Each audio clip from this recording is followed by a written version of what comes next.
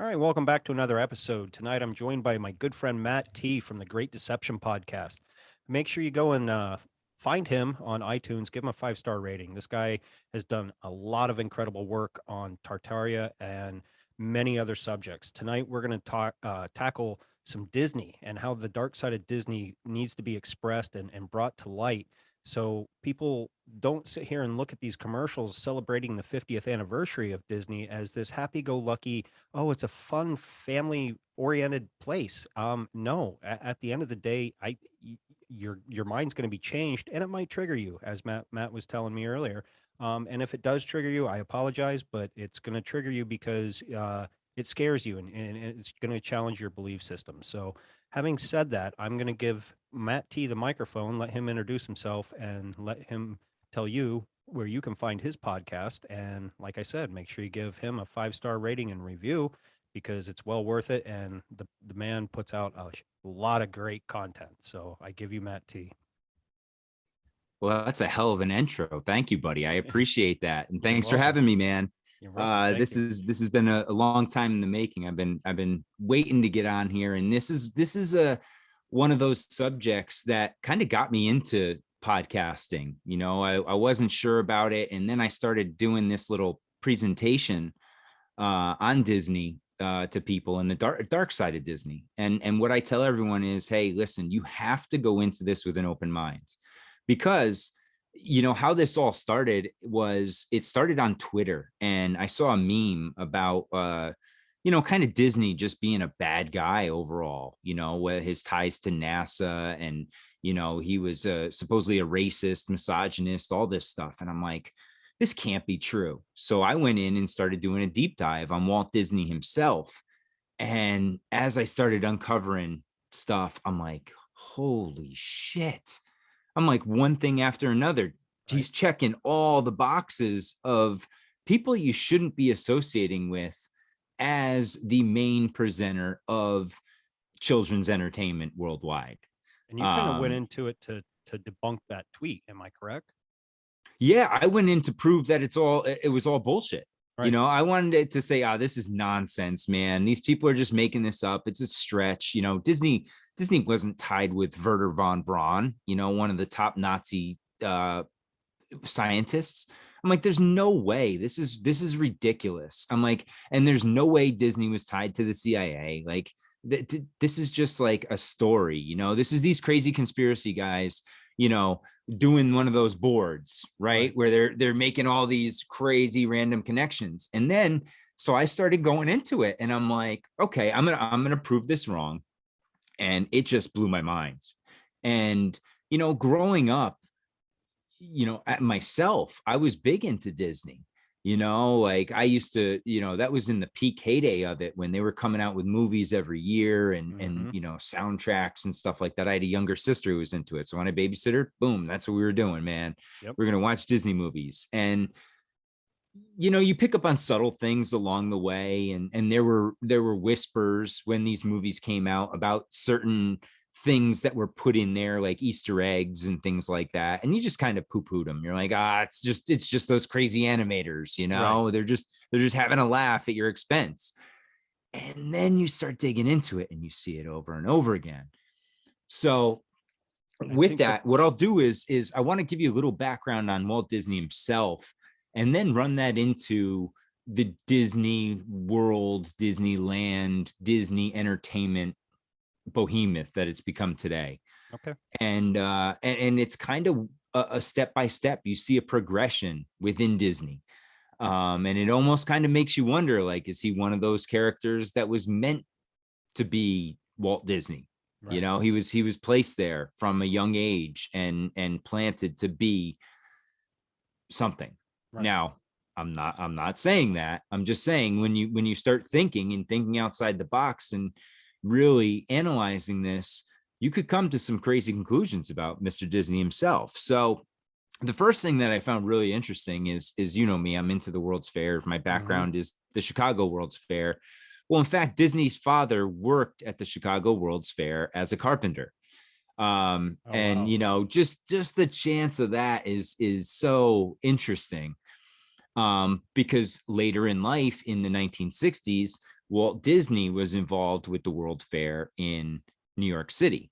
Hmm. And that's where he actually presented It's a Small World for the first time. And so it's, it came full circle there. But if you look at Disney as a child, he grew up in the Midwest.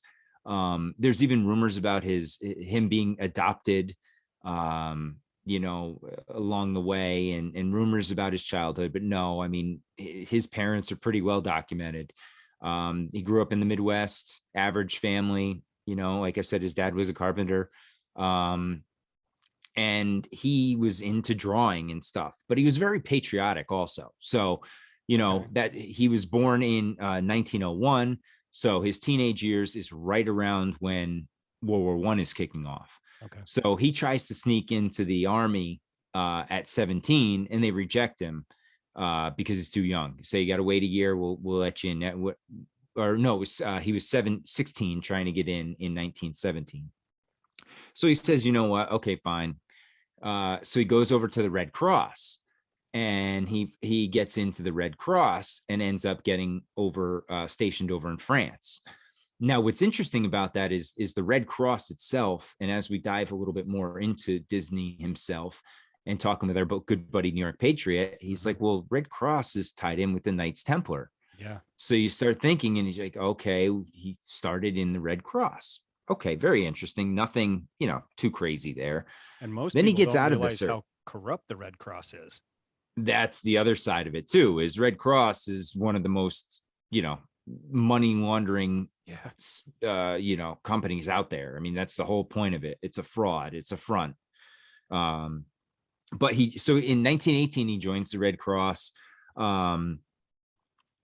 And he's there for like a year. He's not there that long. He comes back, and as he comes back at the age of 19, he all of a sudden joins the DeMolay. Now, the DeMolay, for those who aren't aware, is kind of like the JV version of the Freemasons. Right. And And Ron Weed talked about that uh, when that guy, either that kid in high school approached him. I don't know if you're familiar with Ron Weed's yep, story. And and he's like, yeah, it's the D Malay and this and that. And once he said that, it took me right back to listening to some of the studies that you've done on and episodes on Disney itself. And I'm like, oh shit, that's what that was about. And it all came together. You know what I mean? But no, I've never heard of D Malay until I heard you say it and then Ron say it, and I was just like, oh, okay, because nobody talks about it. yeah, and who is it named after? Jacques de Molay, who is the Grand Master of the Knights Templar. Mm, So now you get, okay, he was in the DeMolay, which is Knights Templar, Red Cross, which has ties to Knights Templar. And you're like, okay, now we're starting to make some connections here. And one of the interesting things I found, even on the DeMolay's website, it says DeMolay chapters are sponsored by the Masons through local Masonic lodges, shrine clubs, Scottish Rite bodies, and other Masonic organizations. So right there, he is in the secret societies. right. So at 19, mind you. Damn, that's young. And yeah, and DeMolay just started in 1919. He was one of the first members in 1920. Not the initial, but he was, obviously early on in that. Um, so you look at that and you're like, okay, that's interesting. Well, then we jump forward. We can go through all the ups and downs. One of the interesting things was Walt Disney actually went bankrupt in the 20s. Oh, really? Yeah, he was working with this gentleman named UB Iwerks, and Iwerks was actually the real animator of the two. Okay. He's actually the one who created Mickey Mouse and all this stuff, and was the lead in animation. And Disney was kind of like the promotional guy. Which is He was weird the because we get told the complete opposite story that Walt Disney came up with Mickey Mouse as, from what I remember hearing as a kid, when he was on a train ride somewhere and he just kind of sketched it on like a little piece of paper or something like that. You know what I yeah. mean? And come to find out that's not even true itself. Nope. Nope. And he was a good animator from all the research that I did, but he was much more useful for them as like a producer. Gotcha. and putting things together. And so they went bankrupt and in the early 20s, and then in the 30s they got back together with he got back together with his brother, and that's when they started creating this Disney Productions kind of thing. And or I think it started as the Walt Disney Company is what it originally started as. Okay. So they start making, you know, Steamboat Willie and things like that in the 20s and the 30s. They start making some animation. And one of the most interesting things I found along the way is in the 1940s, you know, Walt's starting to, he hasn't really made it, you know, he's just kind of lingering out there. And in he bought his parents a house though. And they were having issues with the boiler. And he sent a couple of the stage guys over from his company to go fix it for his parents. Well, come to find out, they didn't fix it right. There was a gas leak, and his mother ended up perishing. And his father, you know, was in bad shape but got out of it alive. And Walt really never recovered from that. You know, he always felt like he had something to do with his mother's death. Now, ironically, one of the things we'll get into later is the idea of Disney and the family, and how Disney doesn't exactly promote the family. And one of the things they said was, oh, well, you know, this thing right here, this incident with his mother, you know, scarred him and made him want to push this. And that's not really that true, because out of all the movies Disney made, only 3 of them had anything to do with a dying mother. Right. Bambi was one of them. It was Snow White, and I believe Cinderella was the other one. Okay. Yeah, that makes sense, because Cinderella. Yeah, I think those were the 3 that were made during his lifetime. So, you know, the whole thing that it was all Disney, Walt Disney himself, I'm not buying that. Right. But, you know, you think about that, and that's something that's going to weigh on you. You know, and then you get into Disney himself. Like I was saying before, there's all sorts of rumors on either side. You know, he was a blatant racist. You know, he was sexist. He was misogynist. He was an occultist, which will prove he probably was. They said he was a Satanist. He was a wizard, a magician. You know, like anti-Semitic. That was another thing that was thrown around at him. Did he have any ties with Crowley at all? I might be jumping ahead or jumping the gun, or maybe no, not at all. Not really, because Crowley passed away right around the end of World War II. Right. He was late 40s, and Disney was kind of on the rise. Disney didn't get involved with that crew really until the 50s. Okay. With the Parsons, the Von Brauns, you know, all those guys, L. Ron Hubbard. But yeah, that was one. And that's an interesting one. I'm glad you brought that up, because there's a meme out there that says, you know, who are the 5 guys that helped create NASA? And they have Crowley, Parsons, Von Braun, Disney, and L. Ron Hubbard. Well, Crowley died before the rest of them got together. So, you know, that meme is bullshit, you know, and that whole joke about, you know, they go into a bar and no, it's garbage. Crowley didn't really have much ties with these guys. Now, he may have worked with, his teachings or something, they might have studied it, but he himself didn't, like you're saying, didn't have a specific tie to them. He was long gone before all that. Correct. Yeah, I would say Disney was more I mean, he was in magic, and that's one of the things I wanted to kind of get into a little bit, was that, you know, there's a lot of subliminal messaging in Disney programming. There's a lot of wizardry and magic. And in fact, one of the wizards in what is it? Oh shoot, is it Fantasia, I think, or it's the Sorcerer's Apprentice? Either one. His name is Yensid, which is just Disney backwards. Right. Again, if you think inversion, right? And that's one of the things we'll get into with this, and subliminal messaging. So flipping things around backwards.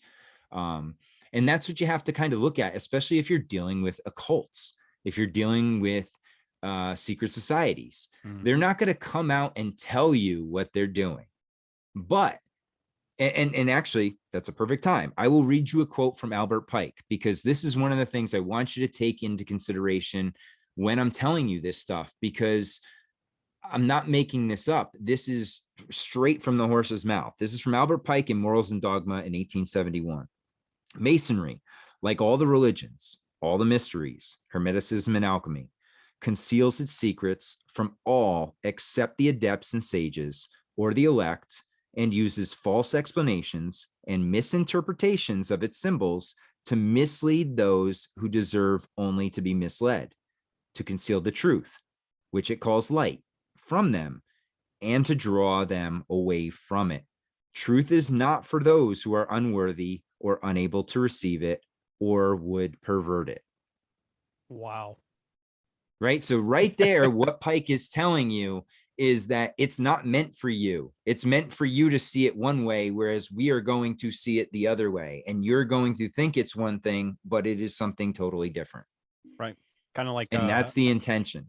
yeah, like how they say, that the elite practice this magic on us on a daily basis, and without, like, we see it, but we don't know we see it. So we're actually giving consent. So then therefore, kind of like they tell us what they're doing, but we don't know what they're doing. And by No, us not doing anything gives them consent to do it and makes it, come true, or however gives it power. exactly. And just and acknowledging it, right? Mm-hmm. Because you are not fighting back. You are not protesting against it. And that's one of the other things. I want people to be able to protest it, right? To be able to recognize what's being done. And listen, it's soul crushing, right? It hurt when I found out. It's like when people say they quote unquote wake up, right? At first, man, it's painful because it just crushes what you thought was one thing, and now you realize, oh, it may be something else. And so you have to look at it that way. And so what we'll do is we'll walk through some of Disney's relationships here, right? We just established he's in the DeMolay. Right.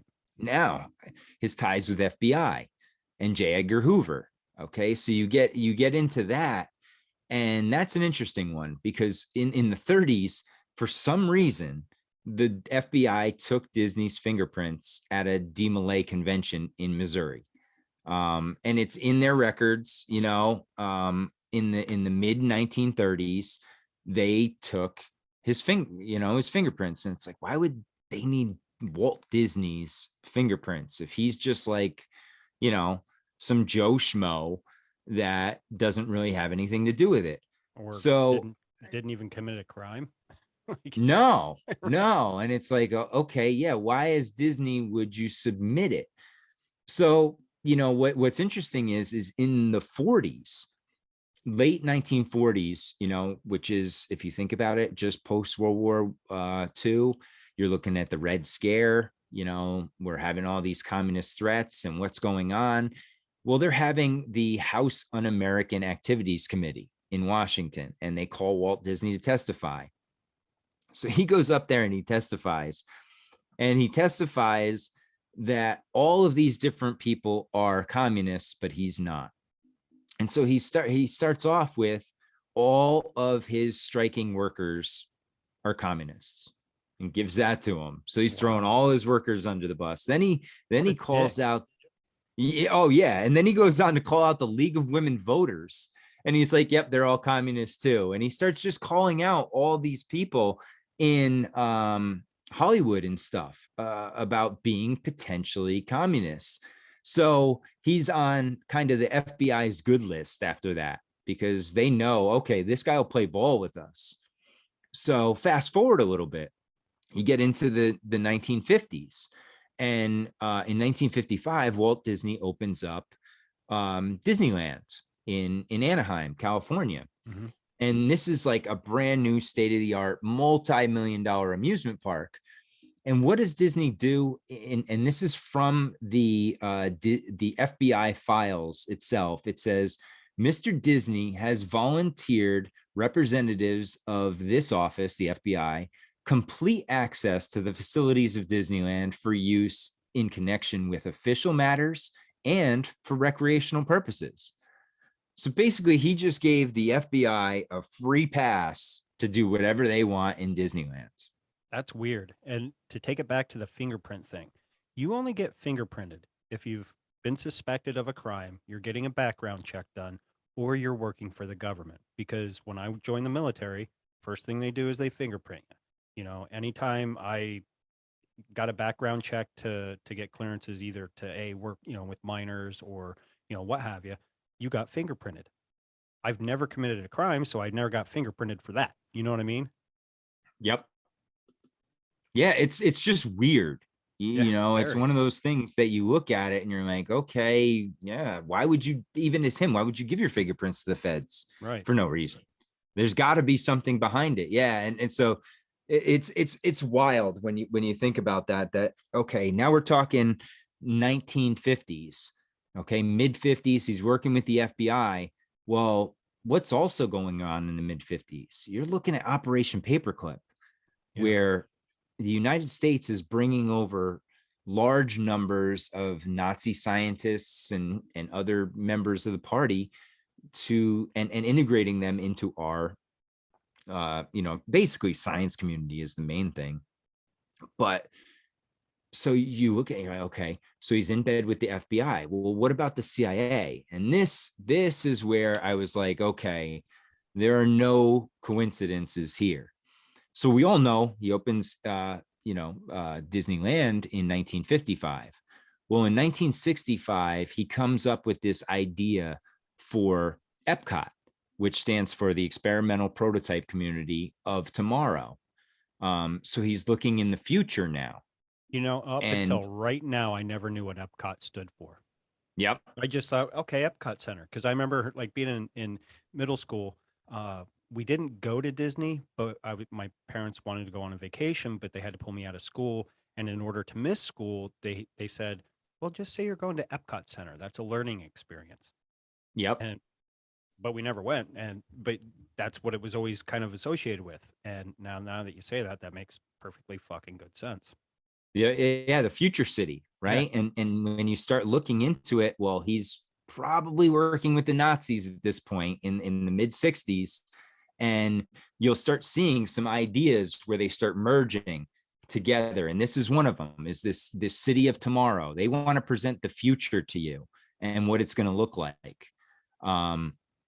So what happens is they come up with this ingeniously evil plan. What they're going to do is he works with two gentlemen from the CIA. One is named Paul Helwell, and the other named Wild Bill Donovan. So anybody named Wild Bill, you should be able to trust, right? Oh, Seems like a guy on absolutely. the Just up and like up. Hickok. Yeah, yeah. So what they do is Donovan had a law firm in New York, and what they did was he created all these shell companies, and the shell companies went down to Florida and started buying up parcels of land. And while they're down there, they didn't just go down there. They went down there with a full disinformation campaign, right? They would not let any cat out of the bag as to this was Disney doing this. In fact, they actually put out some false information saying that it was for the Ford company, Hmm. and Ford was buying it up. Now, why would they keep it so secretive? Well, if these people found out that one person was buying up all this land, don't you think they'd jack up the price? Oh, And yeah. that's exactly what happens. So Disney's shell companies under Donovan are going around and they're getting land for as little as like $80 an acre. Um, That's and cheap. and so they buy up 27,000 acres. So I think that's the equivalent of to like 40 square miles is what it works out to be. Damn. And once the people find out it's Disney, the price goes up to about 80 grand per acre. And Disney bought those 20,000 acres on an average of about $200 an acre. That's So if crazy. you think of it from a laundering scheme right out the gate, they bought up all this land, and then all of a sudden the price on their end went from $200 an acre to 80 grand an acre. So if they just wanted to turn and bail right there, they're going to leave with a nice chunk of cash, Oh, hell yeah. right? Now you brought up See, Ford. Was he close with Ford? because Ford was not a cool dude at all either. I didn't really find too many ties. And actually, because during the war, as many people know, Ford was big into on the Nazi side, right? I mean, Right. Ford was supplying both sides. He was just taking anybody's money he could. But Disney was big into anti-Nazi propaganda, and was working for the government there. Um, and that's kind of where he really shines for the government for the first time, is Gotcha. making these anti-war films. You'll see some cartoons with like Donald Duck dressed up in a Nazi outfit. And he was actually reading Mein Kampf and making fun of Hitler and how stupid Hitler was. And but there's a lot of people out there that'll put there, oh, you see, Walt Disney was a Nazi, he's got Donald Duck in a Nazi outfit. And it's like, well, you got to watch the whole cartoon, guys, Right. because he's making fun of the Nazis. So I don't think that Ford and Disney, were playing ball together really for the most part. To me, it was just a weird. Why would you blame it on Ford? But now, having said that, maybe that's why he said Ford was buying it up, just because I he didn't think it like him. was they were opposites. Yeah, I think they were not on the same team, and anything to distract. And what's a bigger name than Ford at that time? Right. Yeah. Even And even and who today. could afford it? E- That's the other thing. There's not too many people who could afford what they were doing, even at the prices they were doing it. So you got to put a big name out there. Yeah, and right around that time, they were trying to, Ford was trying to get into the whole supercar, race car thing, and not many years later, Shelby came on board, and then you have the whole Ford versus Ferrari thing. Different rabbit hole, people. So let's get back to Disney. Oh yeah. So you have all this property. How do you maximize its use and value? And this is where CIA spook Paul Helwell comes in. He was known for running operations in Southeast Asia, a lot of scams, a lot of setting up anti-Viet Cong stuff. So this guy knew his way around dirt. And so what he did is he created these what are called phantom cities, where they could install a compliant government and basically make their own rules. So what they did is within this property, they created two main areas. One is called Bay Lake, and the other is called Lake Buena Vista. And only residents that were handpicked could live in this area. Hmm. So when it came down to it, they had a qualification. In order to be able to hold office in this town, you had to be a resident or be, a trustee, something to that, own property in the city, right? And Right. and so they created their own council right there, where not only that, but they created, on top of these cities, they created something called the Reedy Creek Improvement District, which was basically the civic side of things, right? The government, the trash removal, medical services, fire department, security, things like that would all be under Disney. So they made it so that, you couldn't get in there unless they selected you. And then, they basically ran their own city the way they wanted without rules. And it's genius. So you look at Bay Lake, about 10 years ago, the population was 47 people. Lake Buena Vista, same time frame, 10 people. So Really? we're not talking about massive cities. Now, Bay Lake, that's where Epcot is, Okay. right? That's and the four theme parks that make up Epcot. And then in Lake Buena Vista, you have downtown Disney, some of the hotels, and things like that. So it's such an ingenious plan that you're like, so what benefits do they get from all this? Well, they're exempt from taxation. Any zoning and land use laws are out the window, and any money that's generated within the park essentially stays within the business.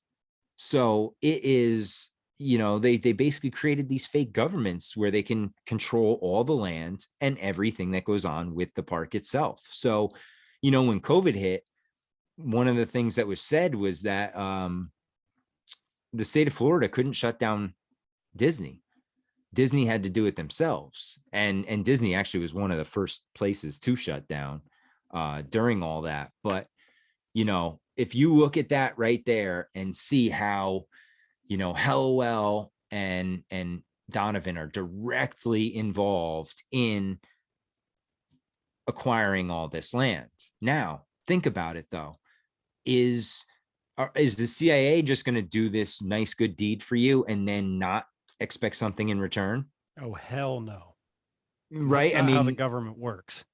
Thank you. So, and that's where that's the groundwork right there for where Disney as a corporation went from being Walt Disney's company to becoming a arm of the government, the CIA, the FBI, a tool that would be used.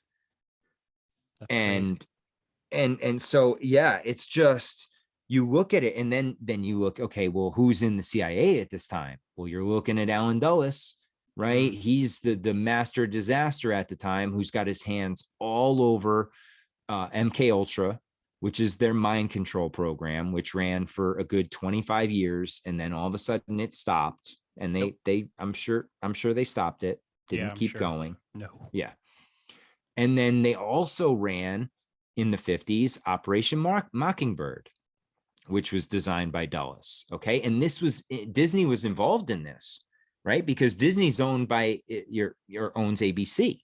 So what Mockingbird was is the CIA was paying media outlets and journalists to push certain stories. And they actually had 3,000 CIA operatives that were involved in it, and then 400 journalists. So this was a program that was run in the 50s. So again, much like MK Ultra, they said they stopped Mockingbird, and a lot of there's a lot of claims out there that it never even existed. But you can find stuff in FOIA acts and things like that that say that this, the CIA and the Department of Defense are directly tied to, hundreds of productions of movies and TV shows, and a lot of them were owned by Disney. And if that's not the case, look what's going on right now with Ukraine and all the old footage and all the old pictures, all the fake shit that it's just propaganda. That's all it is. There is a narrative they are trying to tell, and the only way for them to tell it is manipulation. Yeah. Right. They have the stories set beforehand. They just need the footage to get it going. And a lot of times they have the footage beforehand, guys, especially war footage. Go do a little digging into some green screen work they can do. And it's, oh my God.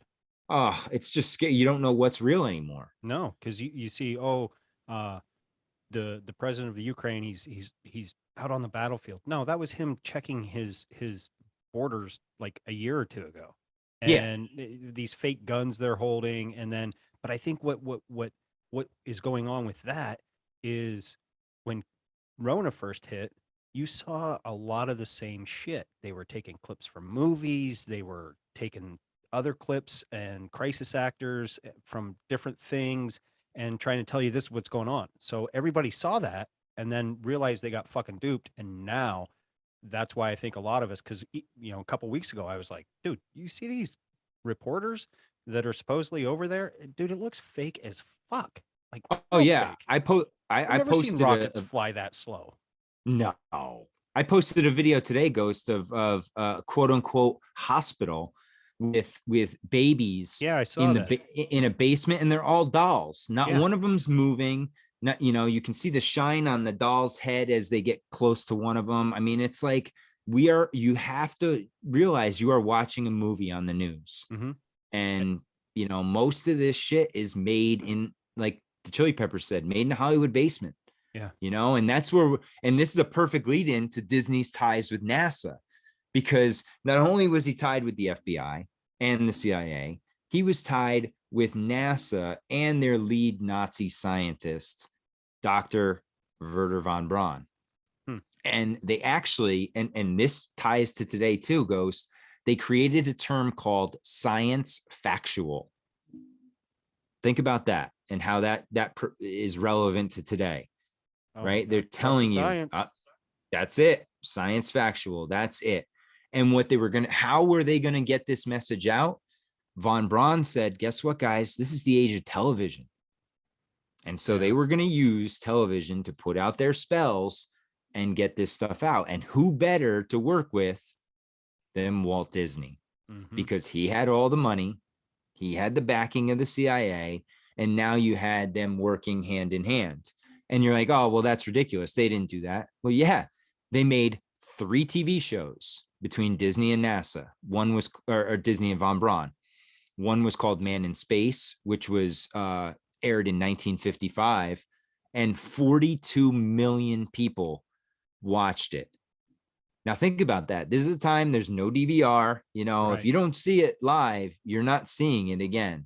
And they had 42 million people sit down and watch this spell that they were going to put on them about men in space.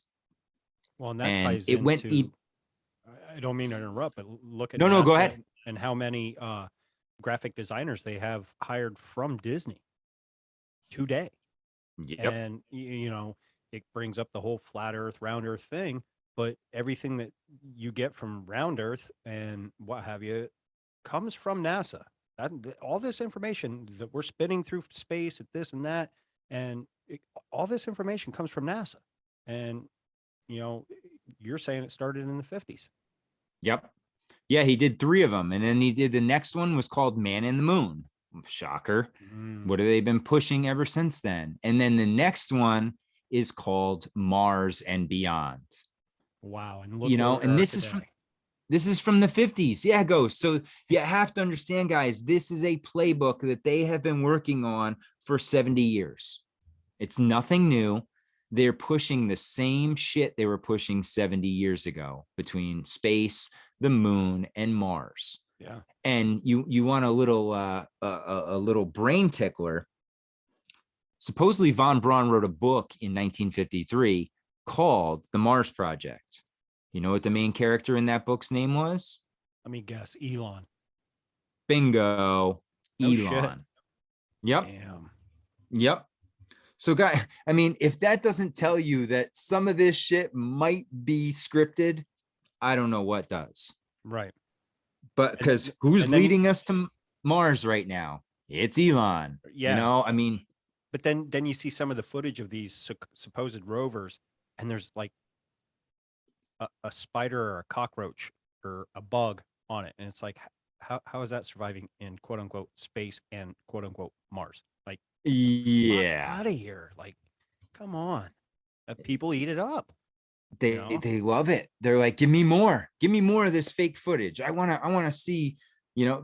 And you know why? And I find it now, you know, especially having a young son, watching the programming growing up, and especially Disney is as guilty of this as any of the other cartoon networks. The main things they pushed were space and dinosaurs. Yep. And I mean, look at, and I started even watching, I mean, my son is, luckily, he's not really that into Disney and really wasn't. So we don't watch a ton of it anymore. I still like some of the older movies, but, you know, you go back and you look in almost every kid's room, there's either a rocket ship or a globe. Yep. And dinosaur toys, you know, and you're like, what is with this? They are, you know, they've been pushing this message for years. And again, you got to remember, we're dealing with occultists who deal in spells, right? They're not dealing in the same realm that we are. They're not just going to come out and tell you what they're doing. They're going to do it to you unbeknownst to you, unless you're in the know. Here's my thing. Everybody will say, oh, you looked it up on the internet. Everything on the internet's true, right? Why don't you apply that to television? It's like everybody just thinks everything that they see on a TV is going to be truth. Or from a government official. Yeah. Or right. All these people in, yeah, the internet is bullshit. But all of these people that go up there and benefit greatly from the words that they're speaking, that we're supposed to trust them. Right. And that's the problem though. We should be able to, right? We should We be able to should, take them yes. for their word. But it's been proven over and over again that it's all a lie. It's theater, right? Hmm. They call it political theater, the theater of war. And that's the point we're getting to now, that everything is a theater. It's an act. And you have to deal with it accordingly, because if you do take all this stuff seriously, they will drive you insane, Oh, because absolutely. they're look what's on the news. It's all negative. It's all dark. Yep. It's these end of the world scenarios, shortages. It's never abundance. It's always lack. It's always Hmm. fear, death, all these dark images. And they do it to you now on a 24/7 basis. Yeah. And some people have just seriously been mentally beaten by this, whether it's Stockholm syndrome, brainwashing. There's people with severe illnesses based on what's been done to them through their television. Absolutely. It's And ridiculous. so that's another nice little lead in here to Disney. Now let's get into Disney programming. Okay. And people are like, well, okay, well, that's just Disney the man.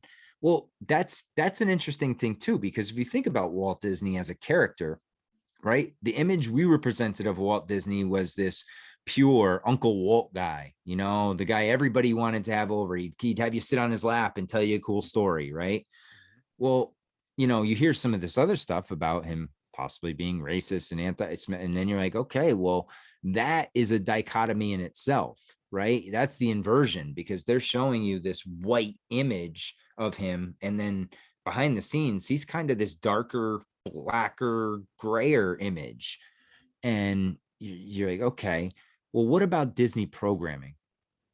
And so I started digging into this, and I'm like, okay, I started remembering a lot of one of the things I always remembered is, why don't Disney kids have parents? Right. Right. And why are there no full Disney families? And that's one of the things is, so I started looking into it. And actually I found the Social Science Journal did an article back in like 2006, but they said there's at least one tragic death in almost every Disney film, and there were 561 incidents of child abuse and mistreatment in Disney movies released between 1937 and 2006, with Holy shit. 62%. Yeah, listen to this: 62% of the main characters being subjected to abuse on one or more occasions during the film. Wow. So over half of the Disney films, the main character is the subject, almost 2/3. The main character is subject to abuse. That's that's mind blowing. That Yeah. And I can remember a few movies, and that come to mind, and but then you know these people looked into all of them, and you put those kind of numbers together, dude. This ain't a cool. That no, that's fucked up. no, and then they found, that a lot of, most of the movies focuses on children where the Hmm. parents are left out, whether the parents are deceased, whether the parents are just absent, whether they're trying to show the kids you don't need parents. Right. The big one though seems to be the dead mother plot, Yeah. right? That's one that's deeply woven in, and like we said, there's a lot of rumors out there it was tied with Disney, but like I said, there was only 3 movies he made during that time. Now, what I will say though is his brother also shared the same mother. And after Disney passed away, and that's another thing about Walt Disney World in Orlando, Walt Disney passed away as they were designing it. Okay. So the construction of it and the completion of it was all under, at that time, Disney was under the control of his brother Roy at the time. So we start seeing that, and you start seeing it a lot in the shift too, in the programming, is pre-Disney and post-Disney, Walt Disney, that is. Hmm. You see that shift, and that's where we start seeing a lot of these themes of the death of the nuclear family, or really pushing the fringe of things, when it comes to parenting and things like that. So if we want to go through some examples, I mean, where Absolutely. there's Like no parent. one movie that keeps coming to my mind is Lion King. Okay, Simba never you never saw Simba's mom really, and then his dad dies pretty much right in front of him by Yep. from the hands of his uncle Scar, and then everybody has seen Lion King by now, but it goes right back to the nuclear family thing. Okay, his mom wasn't around, and you know, but he was raised by his dad. But then his dad died a tragic death. So it's like, why would you put this in a kids movie? You know what I mean? Yeah. Because you think cartoons, especially the age we grew up in, you wake up Saturday morning, you're watching cartoons with a bowl of cereal or whatever, pancakes, and that was fun. But they always put this tragedy and this dark gloom to their movies, which never made any sense to me. Yeah, and it's interesting because Disney is more on the dark side, right? When you start looking, and when we run through this list, guys, it's not one or two. I have a whole page of different examples of things.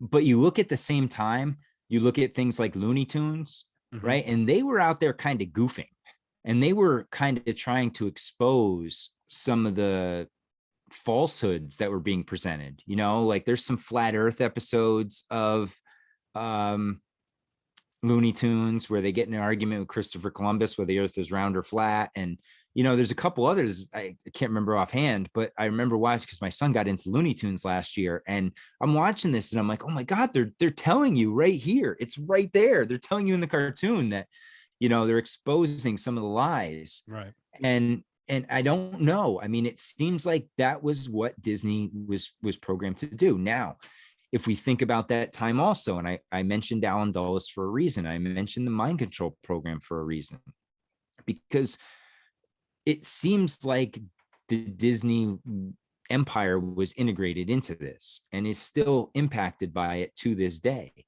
Different mind control programs. And one of them is called the trauma-based mind control program. And that is where traumatic events affect people, whether you're watching it or it happens to you. Exactly. So this is one of the weapons. So if we start just looking at it, we'll look at, there's different categories too. We have the mother killed, died, or captured. You got Dumbo, Bambi, Jungle Book, Fox and the Hound, Little Mermaid, Hunchback of Notre Dame, Tarzan, Atlantis, Lilo and Stitch, Finding Nemo, Frozen, and Big Hero 6.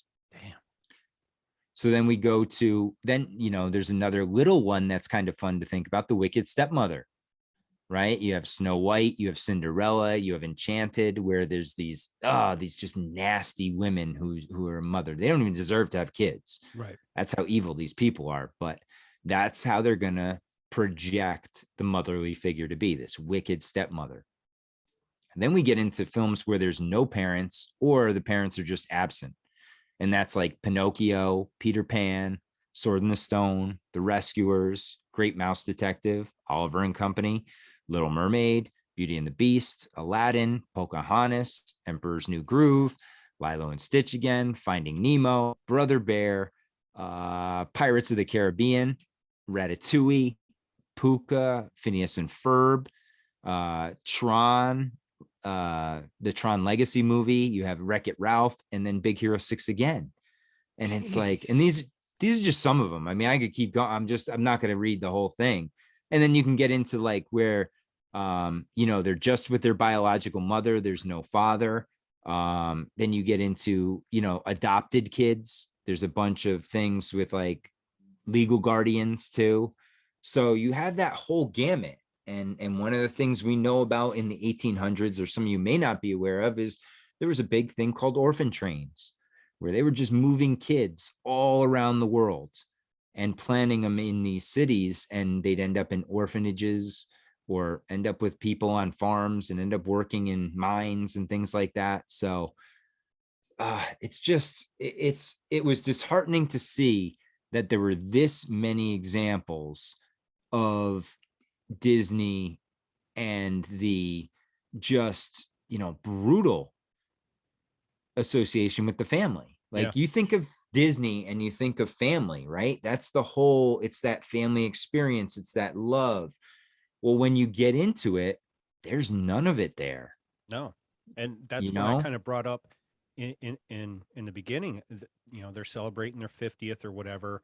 I just recently saw a commercial today, and they're like, you know, family. When you think of family, it's Disney, and you know they put on this big commercial, you know, promoting all this, and then like you're saying, you look into the movies and not movies, cartoons, whatever, and it's the complete opposite. You know, they're as above, so below. What Yep. is white is actually black.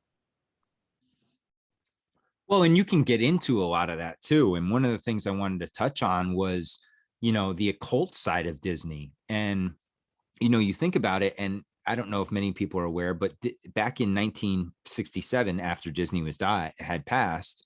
So again, you can't tie this to Walt Disney himself, but the greater Disney Corporation, they created what's called Club 33.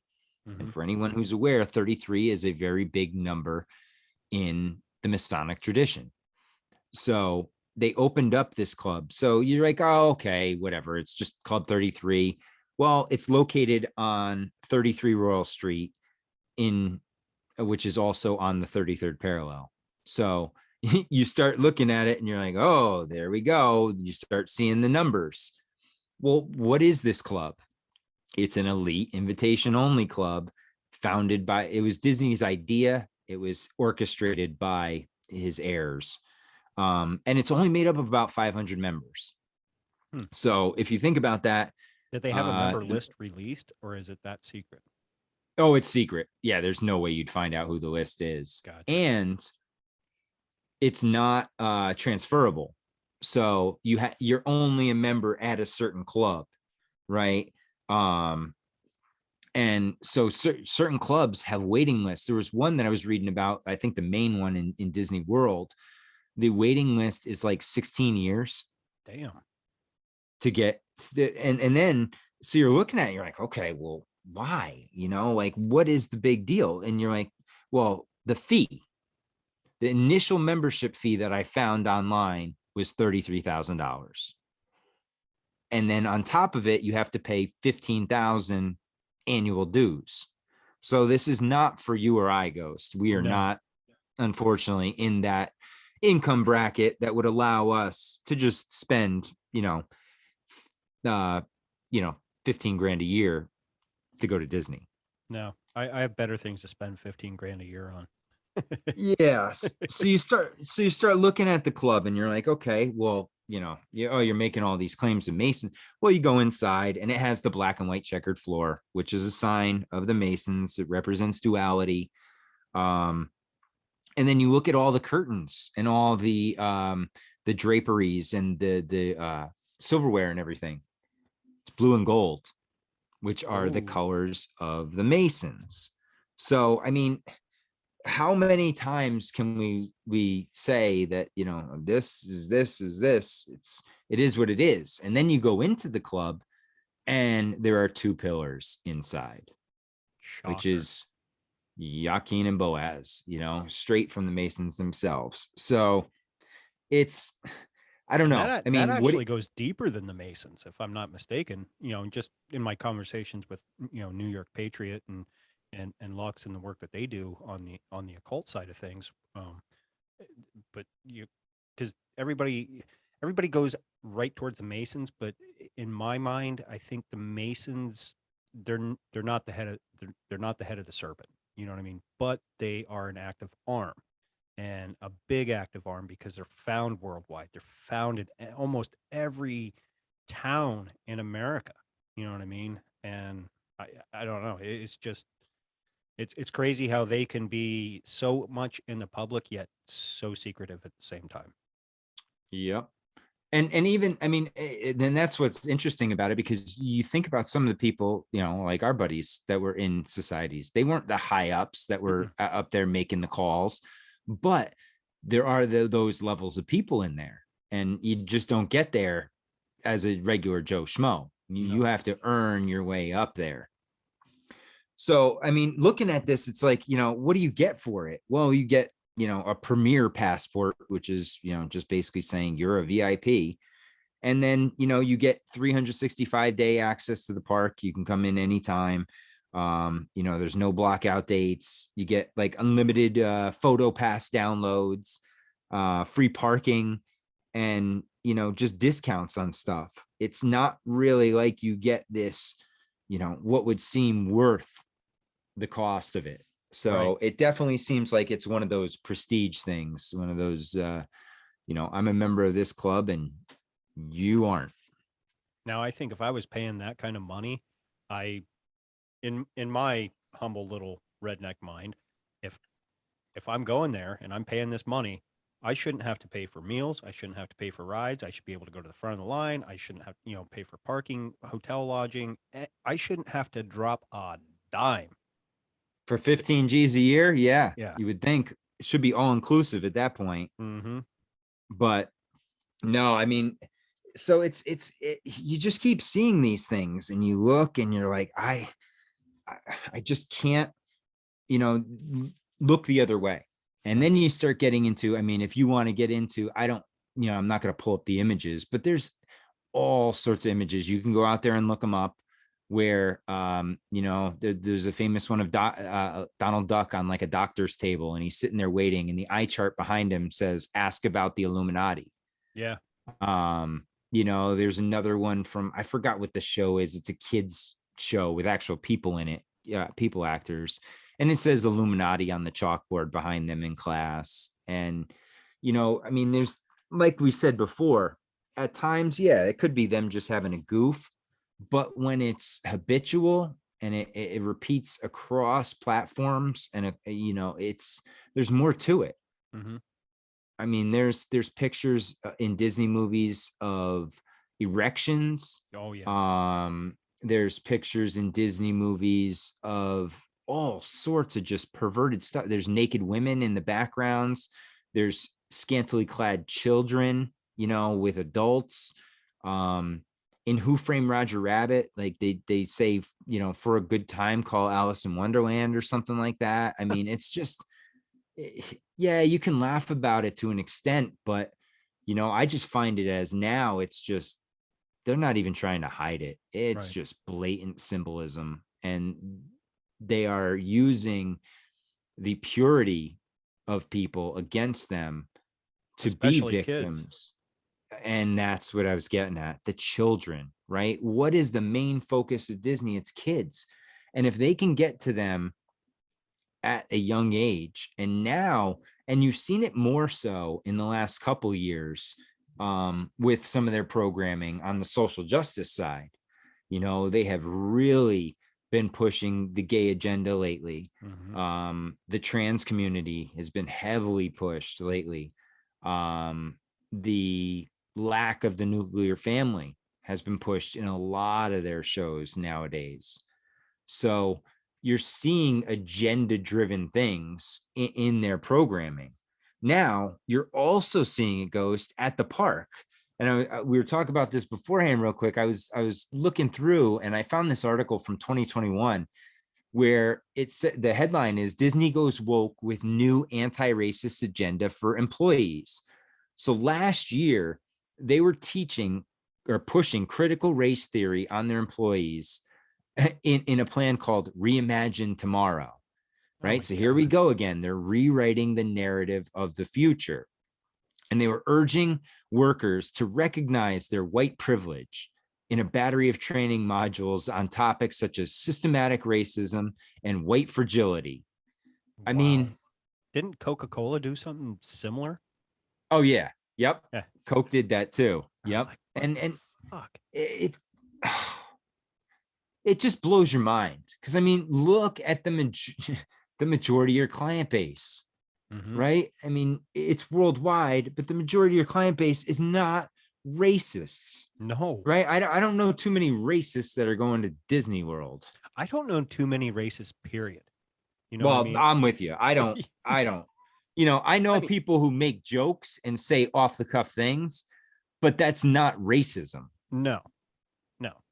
not at all. When it comes to actually dealing with other human beings that it would qualify, there's no issues, No. and I have yet, I actually, once in my life, I have seen racism, and it was on my street growing up. And it's funny because we moved from New Jersey to Connecticut because my dad's job relocated. Well, my coach from my soccer team in New Jersey, who was black, and his family got relocated to the same town as us, and actually he bought a house on the same street. So it was really cool having my friend from New Jersey moving up with us basically and living on our street. Well, these old school people on our block started going around house to house saying, we can't have this. We can't have these colored people on our street. And and they'd always see them playing in our front yard with us and everything, and all the neighborhood kids were playing with them just like they were any other kid, Right. as kids do, unless they are told there's something wrong with that other kid. um and eventually the neighborhood just basically said, go screw, man, these are Yeah. good people. I don't give a shit that they may have a little extra melanin. They are good people, and F you piece of shit. Exactly. And it was great to see. I actually saw racism backfire big time, because that guy ended up getting ostracized in the neighborhood. From then on, nobody would talk to that asshole. The rest of, my dad still lives in that street. um That's so awesome. I experienced that once when I was in the military. I was DJing, and I had a black friend. We called him Skinny because he was real skinny. He was tall and just a beanpole. You know what I mean? Nicest kid. But at the end of the day, if someone's gonna run their mouth at him, he's not gonna stand for it, or he's gonna stand up for himself. And we'd make fun of him. He'd be in the weight room and he'd be using the colored weights, the green, the yellows, trying to, oh look, I'm lifting a lot of weight, and we'd be like, Skinny, come on, man, put some real, weight on there or what have you. Well, one night I was DJing and this white kid was giving him problems, and he comes up to me, he's like, dude, I don't know what the hell this dude's problem is. I said, well, if it gets out of hand, let me know. And next thing you know, I see like an argument break out, and I put on like I don't know, a long song. I was sitting there rifling through looking for like anything around 10 minutes or longer. Put it on, and I escort this dude out, and he's out there and he's running his mouth to Skinny, and Skinny didn't really want to fight, and he called him the N word with a hard R. I yeah. wrapped him up in like from behind with his arms behind his back. I said, Skinny, take your best fucking shot. And man, he laid the dude out. Three shots, knocked him out. I dropped him on the ground. I said, let's go back in and have some drinks. Yep. One of his friends will find him. And that Yep. was the end of it. And he's like, dude, thanks. I was like, dude, you don't need to thank me. That was some fucking bullshit. You know what I mean? Like, Yeah. fuck him. Yeah. Who are I don't care you? if he's Get the hell dead. out of here. You know what I mean? But anyway, back to Disney. Yeah, man. It keeps getting darker. Yeah. You start looking into some of the themes a little bit. And one of the ones that always interests me was the Little Mermaid. Because you start at the cover of the box and you look at the cover of the box, and the castle columns are cocks, Yeah. so they drew that intentionally. Then you get into the movie, and it's the princess and or Ariel and the prince are getting married, and the priest gets a boner during the wedding ceremony. Mm-hmm. Noticeable. And they've actually edited out in the newer versions of it. Oh, have they? Yeah, because Too so many many people were people, pointing it out. yeah, it gets to a point where it's ridiculous. Now, the one thing though, you think about occult and dark themes, well, you think about Ariel and what she did, in making that contract with Ursula. It's almost like she sold her soul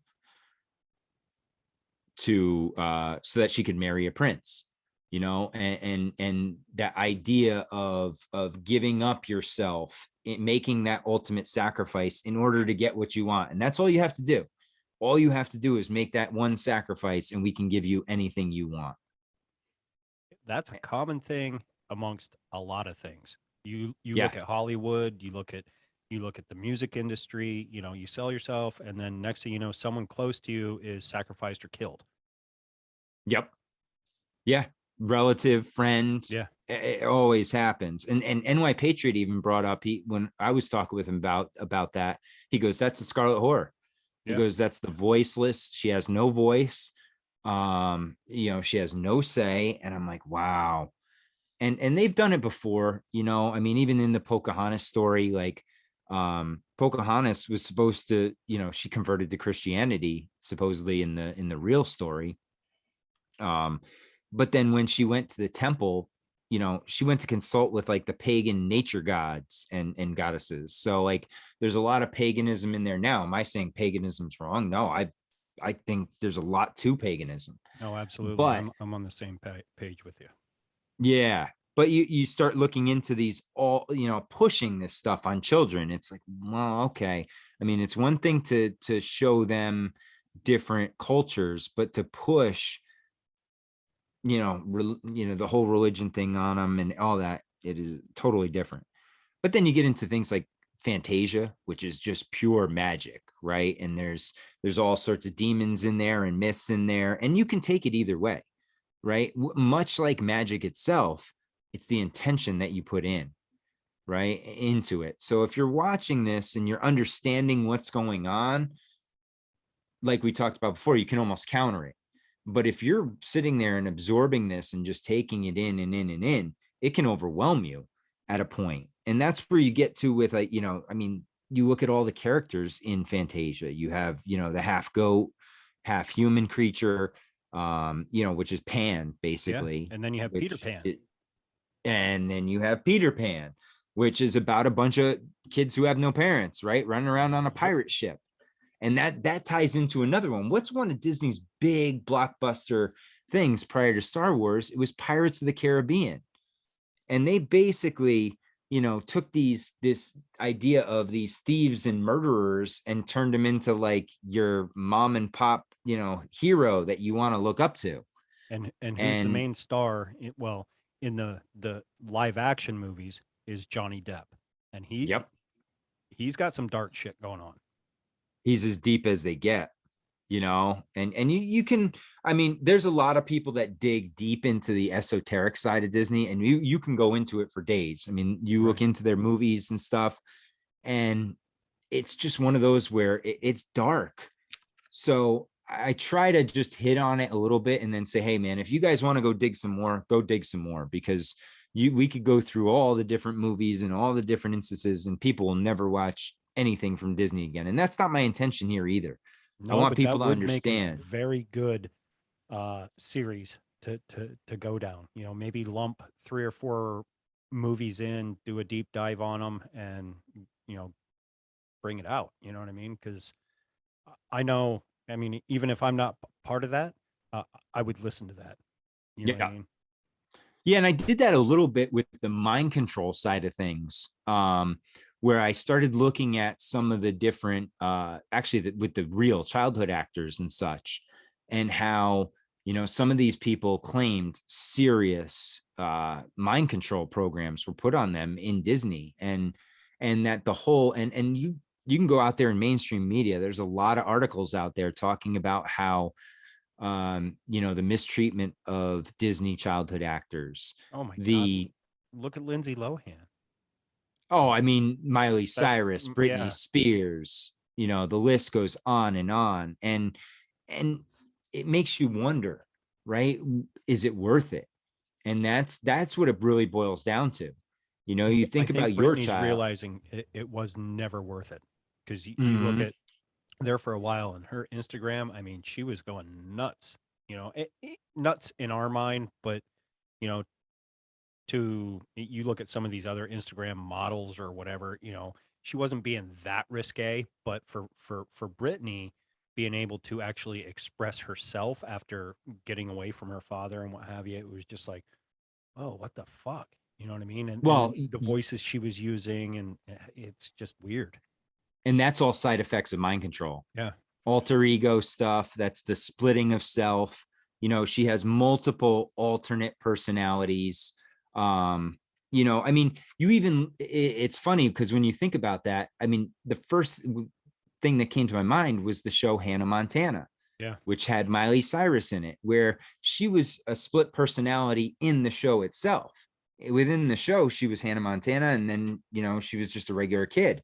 Right. And they were showing you right there. And you look at her symbol in the show, it was a butterfly. You know, her guitar was a butterfly, which is ties into monarch mind control, which is again a dissociative splitting of the personalities. Yep. Uh, My and daughter was a huge Hannah Montana fan for a little while. And I'm not saying my mom's a genius, but she saw something on the wall and she goes, "No, that kid is no good. She's going to grow up. She's going to be, in my mom's words, she's going to be a whore. She's going to be this and da da da da da."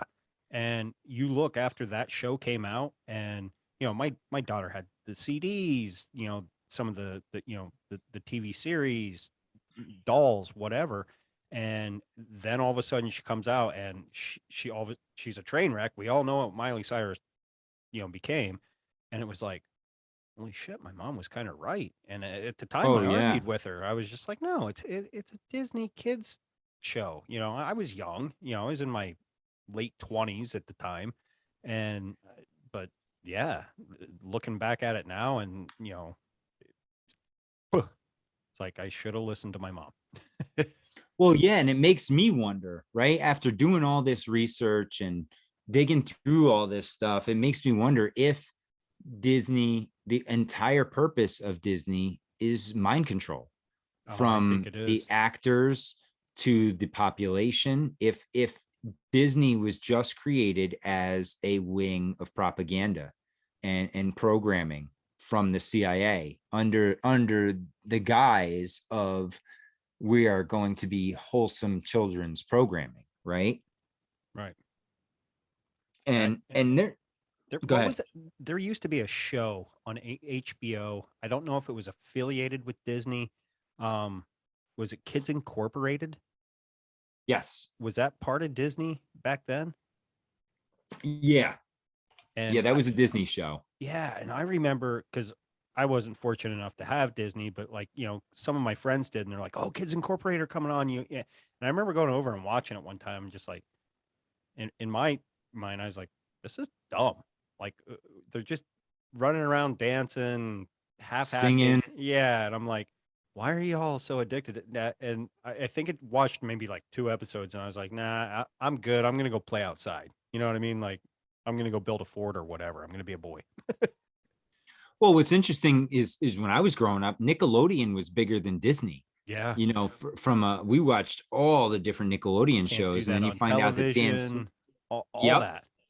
and you find out the head of that is Dan Snyder, who's a creep beyond creeps. Yeah. But yeah, and you start seeing it though, and one of the things that when I start digging into the whole mind control thing, everyone gets real skeptical. So what I started doing was digging into the source, and what I found was, and there's this one woman named Mary Lewis, who, and there's many documented cases out there. If you want to go dig and look for them, it's not hard to find. Just DuckDuckGo Disney mind control experiments or Disney mind control actors, and you'll get some interesting stories there. And one of the things that this Mary Lewis woman said is, certain themes have surfaced throughout the years, which to this day continue to amaze me as I hear them over and over. The Disney theme parks, MGM Studios, Disney movies, Disney characters, and Disney songs have been used in conjunction with programming. My understanding of this is that using such a familiar and popular theme assures that the program will be triggered easily. However, sitting where I sit, hearing what I hear, and seeing what I see, I cannot refute this truth anymore. Wow. So, That's and heavy. that's, yeah, and I'm not even going to get into, if you guys want to get into wild, look into Fritz Springmeier and Disney, because he goes as far as saying that the FBI and CIA created Disney as essentially a child trafficking, child resource ring. Dude, let's go down that path because all the tunnels and everything that lead under there, they have their own personal hospital. No one's ever died of the Rona. Um, Yep. all that. No one's ever died, period, on Disney Yeah, property. exactly. And it's just, to me, that's weird. And if you look at, especially down in Florida, I mean, it was basically built on swamplands. So, I mean, that took some good architectural and structural engineering to build said tunnels underneath this huge, facility, and where the characters can go certain places and disappear, and then have a break and then pop up somewhere on the other side, or that's how they get all their food, and list goes on. But it's just, oof, um, no one's died. They have their own, like I said, their own hospital, and bringing it back to, they are their own government at the end of the day. Yep. How it, that's like up there with Washington D.C., the Vatican, and London, being their own little entities within a country. It gets to that level almost, right? And that's what I didn't realize until I started digging into this is how exclusive Disney is. And so if you want to, here's one of Fritz Springmeier's quotes from the Illuminati formula to create a mind control slave. He goes, California Disneyland has been an off-hour site for Illuminati and satanic rituals for years. Programming has gone on using Disneyland as one big prop for programming. Many of the Disney movies are used for programming, and some Disney scripts are especially tailored for monarch slave programming. The Peter Pan programming can use the ship. The space programming can use the space props. The satanic programming can use the castles. Lots of mirror programming done at Disneyland and Disney World. There is also Magic Mountain programming of Around the World, and It's a Theme Song. Some of Wizard of Oz and Cinderella programming was also done at Disneyland using costumes. Pre-verbal children are taken to Disneyland to get them ready for the scripts. Now, shit, I had a question. Which is Disneyland is, which one's bigger? The one in Cali. Cali. Cali's bigger than Yep. the one in Florida. It might be now, yeah, because they've grown that one. All right, because me being an East Coaster like I always associated Disney with the one in Florida, and then Disneyland and Disney World, and could never associate the difference. But you know the fact that they have all these accesses, like you said, after dark, to these castles for magic, this for that, and it's like, come on, like, what? Well, it's a playground, right? Yeah, yeah, essentially. I mean, and And it's not a playground for us; it's a playground for the elite. No, yeah, we serve no benefit. We are the victims of this, if anything. I'm just trying. I cannot find. I found another good quote by him that's tied to mind control too, and then we can look into a little bit of the examples of it. But man, I'm pissed I can't find it because he basically called out the FBI and the CIA and said that they were trafficking kids at Disney. But he says here, he says Disney. This is from the same book. Disney movies and other shows are so important to programmers. They're the perfect hypnotic tool to get a child's mind to disassociate in the right direction. Most of the Disney films are used for programming purposes. Some of them are specifically designed for mind control. And so, I mean, you look at some examples. I mean, just look from the Mickey Mouse Club. Okay. And that's an interesting one in itself because you look at Mickey Mouse Club, the initials of that are MMC, which is also Monarch Mind Control. Just so happens to be a coincidence, but very, very interesting one in that. But then you look at some of the people from that, right? Britney Spears that we talked about. Another one's Christina Aguilera. Yep. She had her alternate personality, ex-Tina. And then you had Miley Cyrus, who we talked about. Shia LaBeouf was another one. And the list goes on and on. But you start looking at it, and Britney Spears' first tattoo was a butterfly. You start seeing all of these different images and then they also go through a ritual, right? That's the other thing. And that was Britney and Madonna, that whole kiss thing. If you saw Yeah. that back in the day, that was a giant psyop, a giant ritual. It was a manipulation. And Where do then you then think what Justin happened? Timberlake comes into play? Because he was a Disney kid too, from the Mickey Mouse Club. And, obviously he was in the boy band and this and that. And then he broke out on his own.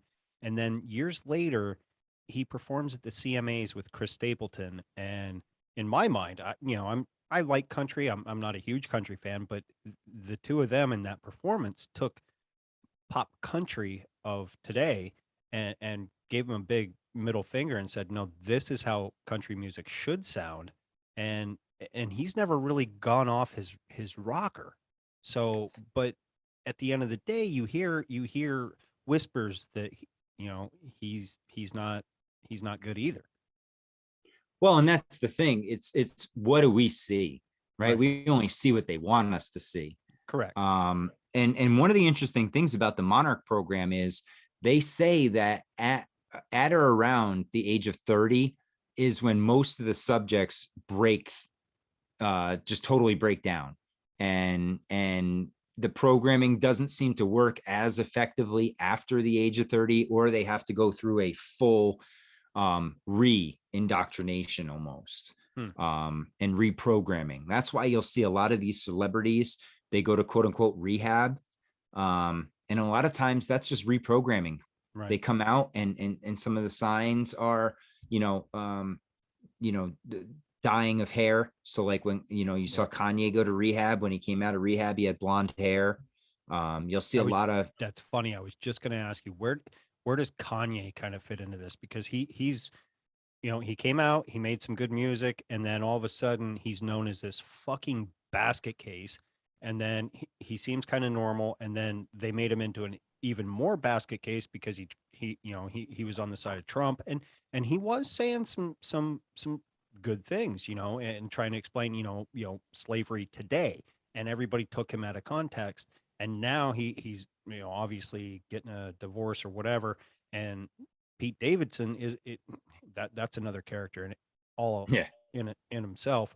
But they're making it look like he's losing his mind again. Did he have any ties with Disney, or is it just that's just Kanye? No, I think he's monarch mind control from the beginning. I mean, and you look at him, and he had the sacrifice, which some will say was his mother. Oh yeah, yeah, true. Remember, she went to have that Yep. surgery, and elective surgery, and and died. So I mean, Kanye's kind of one of those cases where he is almost certainly has been in some sort of mind control program. And what happens though is, like what you're saying is, right, he kind of seems like wavy, right? And at Hmm. times it almost seems like it stops working, and that's when they say, oh well, he's gone crazy again, he's got to come into rehab. And Right. that's when they bring him back in, they get him fixed up, and then they send him back out, um all reprogrammed. But who knows, between and the other thing, Ghost, is with all the frequencies out there and things they talk about, they talk about these voice to God weapons, where they can Mhm. talk into your head and things like that, that some of these people may be on. And I watched, when I did my mind control episode, I watched some really dark shit on people who had just claimed to have been through some dark stuff, where they were just hearing voices constantly, and it was being sent to them from a handler, and they knew it, but there was nothing they could do. I think the most when it comes to that, the Manchurian Candidate is what most common people that may not be in the conspiracy field or truth community, or work that you do, or guests that I have on to kind of expose this, um, can relate to. And that that's right under monarch mind control. You know what I mean? You have a person that hears a certain word, and all of a sudden, boom, they carry out a mission. You kind of saw it with I believe it was Cardi B, and she kind of zoned out, just looked, and then the person interviewed her, like clapped his hands 3 times and said something, the same word 3 times, and rope right back. You know what I mean? And it's just weird to watch. and Oh, and there's but people blow it off.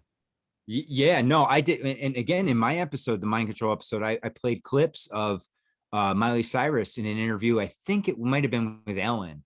And as soon as Ellen mentioned her boyfriend's name, you saw her switch, and she went from Miley, like, the woman, to like a young adolescent girl who was like giggly and talked in a high pitched voice. And then there was another one, I think it was Brittany with Diane Sawyer, and she did the same thing. All of a sudden, you saw it in her eye, something clicked, and all of a sudden, she didn't know what was going on, and she Yeah. just started awkwardly giggling, and yeah, so it's real. I mean, as much as people want to poo-poo it, you go out there and you do the research, and the government admits they ran the program up until 73.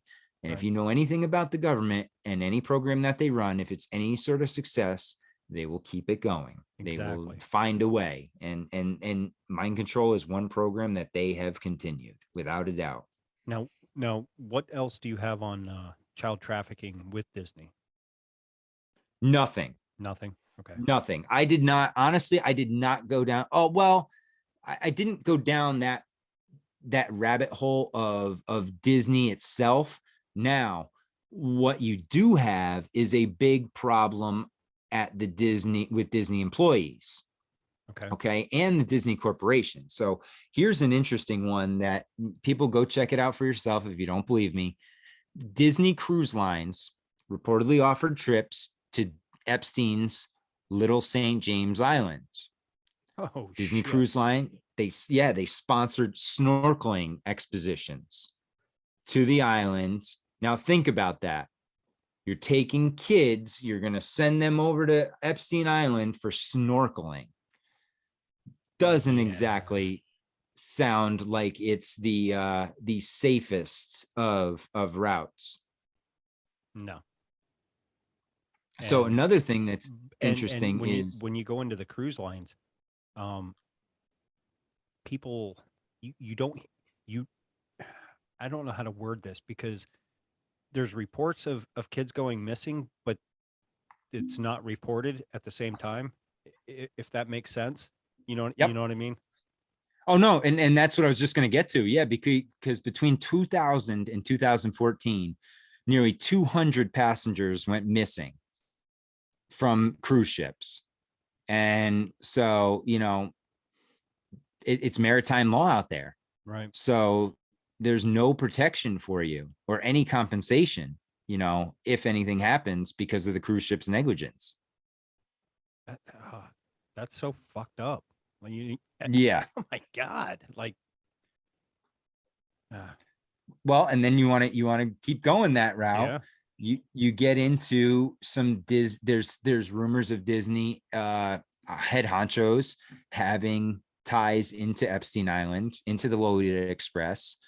And there's actually a YouTube video if people want to go out and watch it that talks about it. I don't know if it's still up there, but it was. And what you'll see is these cruise lines, that Disney Cruise Line going to St. James Island, and think about that, people. I mean, out of all the islands they could pick in that area, they picked that one. Yeah, why would they pick Little St. James? And Yeah. then what most people also don't realize is not far from Little St. James, Biden has his own island. Yes, he And does. he likes to sniff kids and get kind of weird. So, but nobody wants to look into that because he's he's the savior of the day. Well, yeah. Oh, geez. Yeah. Old man Joe. Yeah. So now we'll get into some now you want to know about the actual people. Well, let's see. You're like, oh, well, you're just going to bring up, that those are just one-offs. No. Okay. So let's go through the last, 8 years ago, 2014, Disney cruise employee accused of molesting a 13-year-old on the cruise. 2015, Disney employee raped a female outside the House of Blues on the Disney property. 2017, Disney exec charged for molesting 10 to 15-year-olds. 2018, James Gunn fired from Guardians of the Galaxy for offensive tweets related to rape jokes and pedo jokes. And that dude is a creepy bastard if anybody knows anything about James Gunn. Hmm. And Disney rehired him and he works for them now.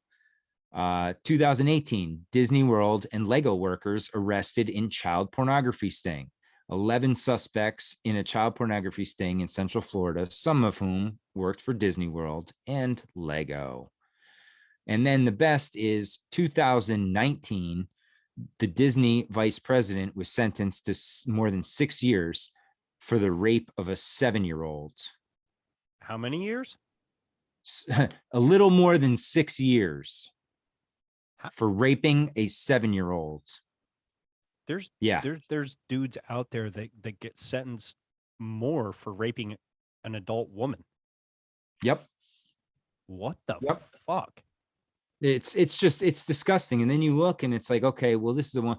Well, then you look in there was an article in I think it was like Crime Magazine or something that was looking at Disney, and 35 Disney employees in less than a 10-year span were arrested on child sex charges.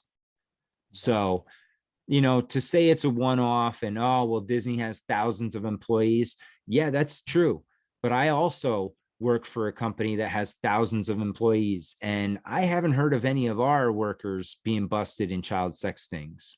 No. So, I work for the second largest building material delivery, in the United States, and I've never heard anything like that. Yeah. I mean, I used to work for IBM. So if anything happened there, it would have been on the news. That would have been big time news. Right. And yeah, nothing. So, but then you get in, and it's not just just the employees. Then you look at the kid actors, right? And you look at like a Demi Lovato, who said that another Disney actor had sex with her when she was 15, and then Disney made her keep working with him. Yeah, wasn't he a few years older than her? Yeah, he was like 18 or 19, something like that. Yeah. And then you had Ricky Garcia, who claimed he was sexually assaulted at 12 for many years by his Disney talent manager. Wow. You had Jordan Pruitt, who claimed at 14 her manager sexually assaulted her and Disney did nothing to protect her. And then the most famous one lately was Bella Thorne, who was sexually abused from the age of 6 to 14 and, was working for Disney 2 of those years. And they did nothing to help her and nothing to stop it. Does Rose McGowan have any ties to Disney? Because she came out fucking dropping some bombs on a lot of shit. Yeah, lately. she was going after Weinstein. Yeah. Let me see here, because that's a name I did not come across. Disney. Let's see. Oh yeah. Oh yeah, she worked for Disney 2001 to 2006. Yep. Oh yeah, she's a Disney one. Wow. I'd be interested. I'm surprised nothing came up about her though. Yeah, because she came out making all these claims and everybody was like, oh, she's just nuts, yada yada yada, trying to debunk her like the Mockingbird media does and everybody else, to make her look stupid. Always make the victim look stupid. Well, except when it benefits them, right? Remember when they were going for that, what was his name? The Supreme Court nominee. Oh, whatever his name is. I can picture his face, but yeah, but we weren't supposed to trust the victim then. Right. It's unbelievable. Fuck was his name? Shit. Yeah, slimy white guy with brown hair. I can't think of his name. It's gonna drive me nuts. Yeah. Because Kavanaugh.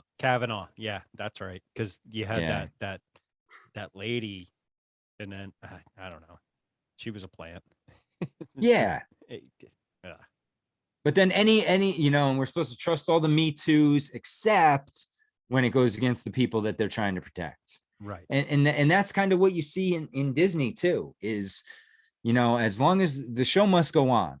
So if there's casualties of war along the way, is almost the feeling that you get from the corporation as to how they handle, children, whether it's sexual issues, whether it's sexual abuse, whether it's straight up abuse, whether it's neglect, or even just the trauma of being a child actor and not living a normal life, being in a studio all day and not having a normal childhood. And then, at late teenage years or young adult years, you're just thrown out into the world, having not, having been a caged animal for the past decade.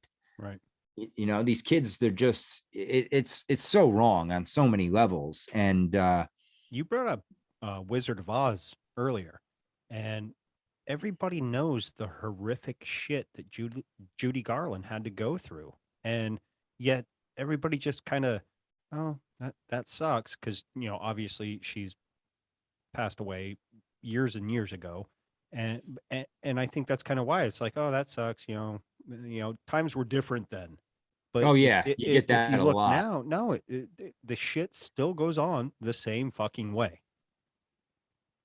Oh, without a doubt. I mean, and if not more nowadays, Yeah. because what do you have now? Now you have the internet, right? So now it's not only is it the physical, now it's the pictures, it's the videos, these Hmm. creeps that are, oh, send me a picture in your underwear, all this shit. Right. It's just, it's gotten to a point where, we're reaching, and I hate to sound dramatic, but this is, how much longer till we're in Babylon? Exactly.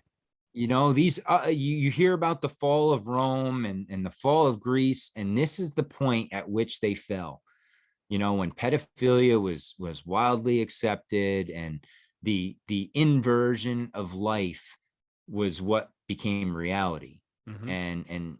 And that can only sustain for a certain amount of time, but Disney's been doing it for over 50 years now, and it's not stopping, because as you see, their programming continues. Like I haven't had cable for probably about 2 years now, just because I couldn't deal with commercials. Oh yeah, Some of the same here. shows I liked, but it was the commercials. So I find ways around it. But that was the thing. I mean, and you don't have to necessarily, it's not all the shows that are bad on Disney.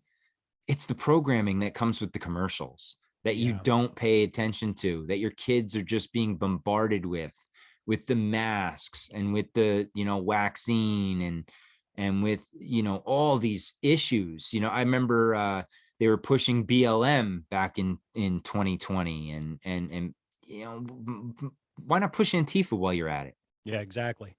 You I know, mean, and the Occult Rejects broke down, or maybe it was just New York Patriot, but no, it was the Occult Rejects, with WandaVision, and how it starts out in black and white, and how this and all the symbolism to basically the Scarlet Whore, and it's just like, what the fuck at the end of the day, because everybody wants to sit down and watch a cool comic book movie that people our age remember going down to the comic book store and buying the comic and reading it, and now it's a major motion picture that we wish we had way back then.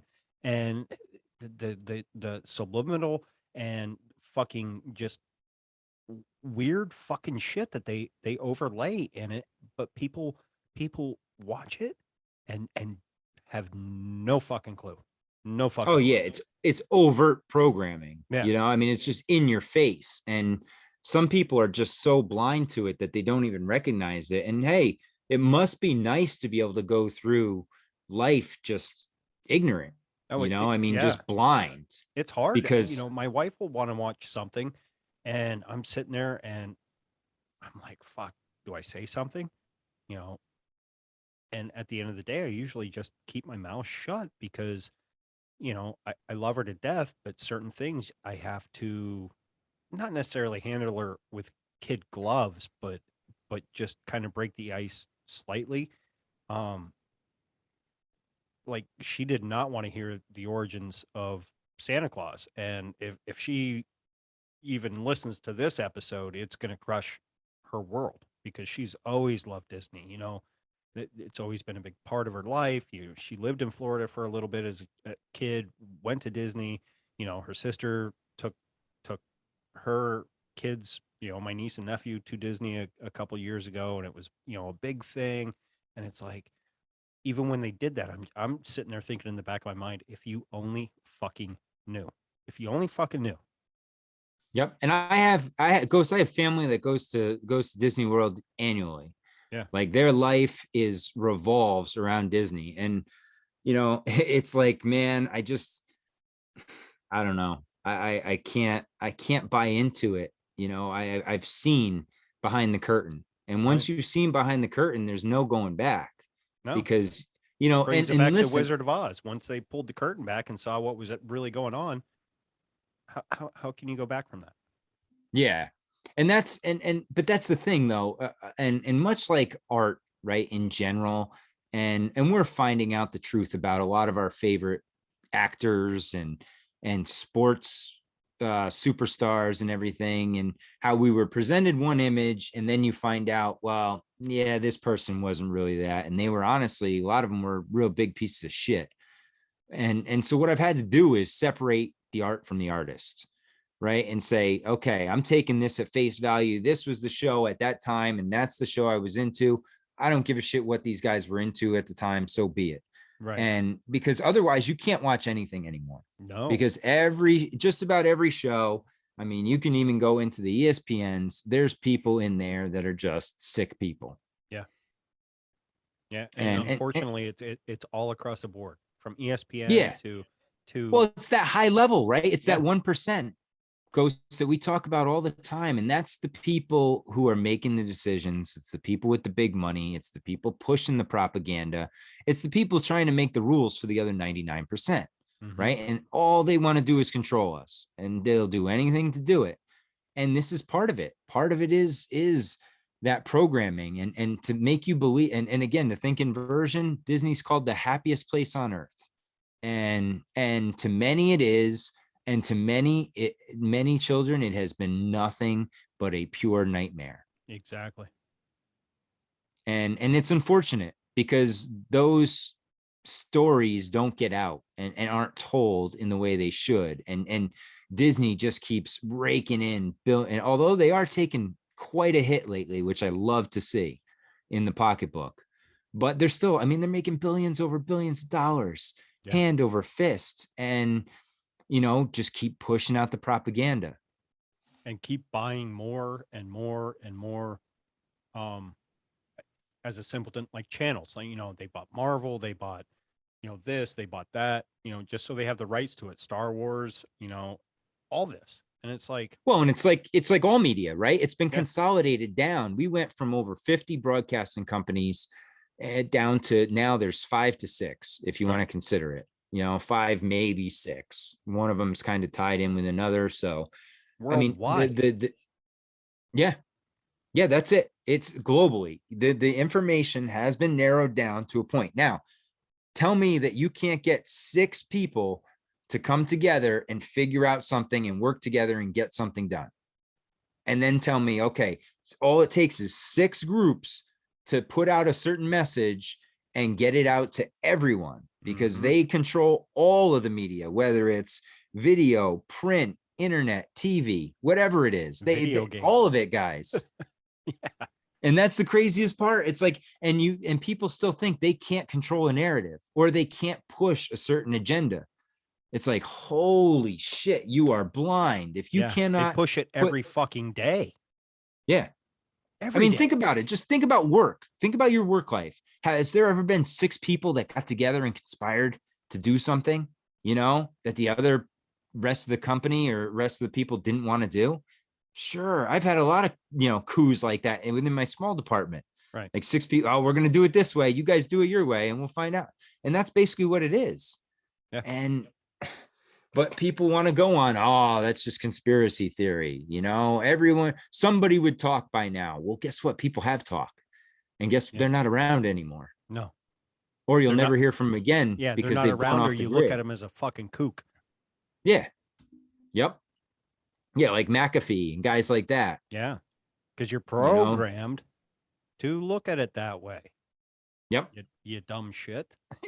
Not you, but you know what I mean? Like, yeah, and to think, it's the same people who think that Gil Bates is a humanitarian, when this guy created, I use that term loosely. He stole stuff to create his PCs. And then the diabolical nature of himself decided, these computers need viruses so that I Yep. have something to keep making money off of you on. So I'll create the virus and then I'll create the antivirus. Mm-hmm. So, I mean, it's something they've done to us over and over again. And just because this is cartoon characters and we've been programmed to believe in the purity of Walt Disney, that it couldn't happen here. And I hate to break it to you folks, but from what I've presented to you tonight, and if you want to dig a little bit more, feel free, because all signs point to Disney not being the happiest place on earth and having some dark ulterior motives, and being corrupted in a sense, being controlled. If you want to replace corrupted with controlled, Right. He's part of he's part of the big club, and I say this all the time, and I feel kind of doomy saying it, but once you get that big, you're corrupted. You're part of the club. You didn't get there without doing something for someone. They say, Elon Musk, he's out there no, Elon Musk is not out for us guys. No. And All he's these another one guys that that they stole make, most of his technology and yep, quote unquote inventions. He didn't or create was them. given Yeah. because Or he get, yeah. came from wealthy family. Yeah. All this, and that's another thing, all this bullshit rags to riches. There are so few rags to riches stories, and ones you do hear are the ones that are total bullshit. Mm-hmm. Yeah. I Ron know was one.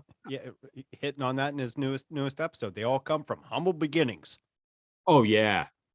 Bezos started in a garage, right? Gates started in a garage. Jobs started in a garage.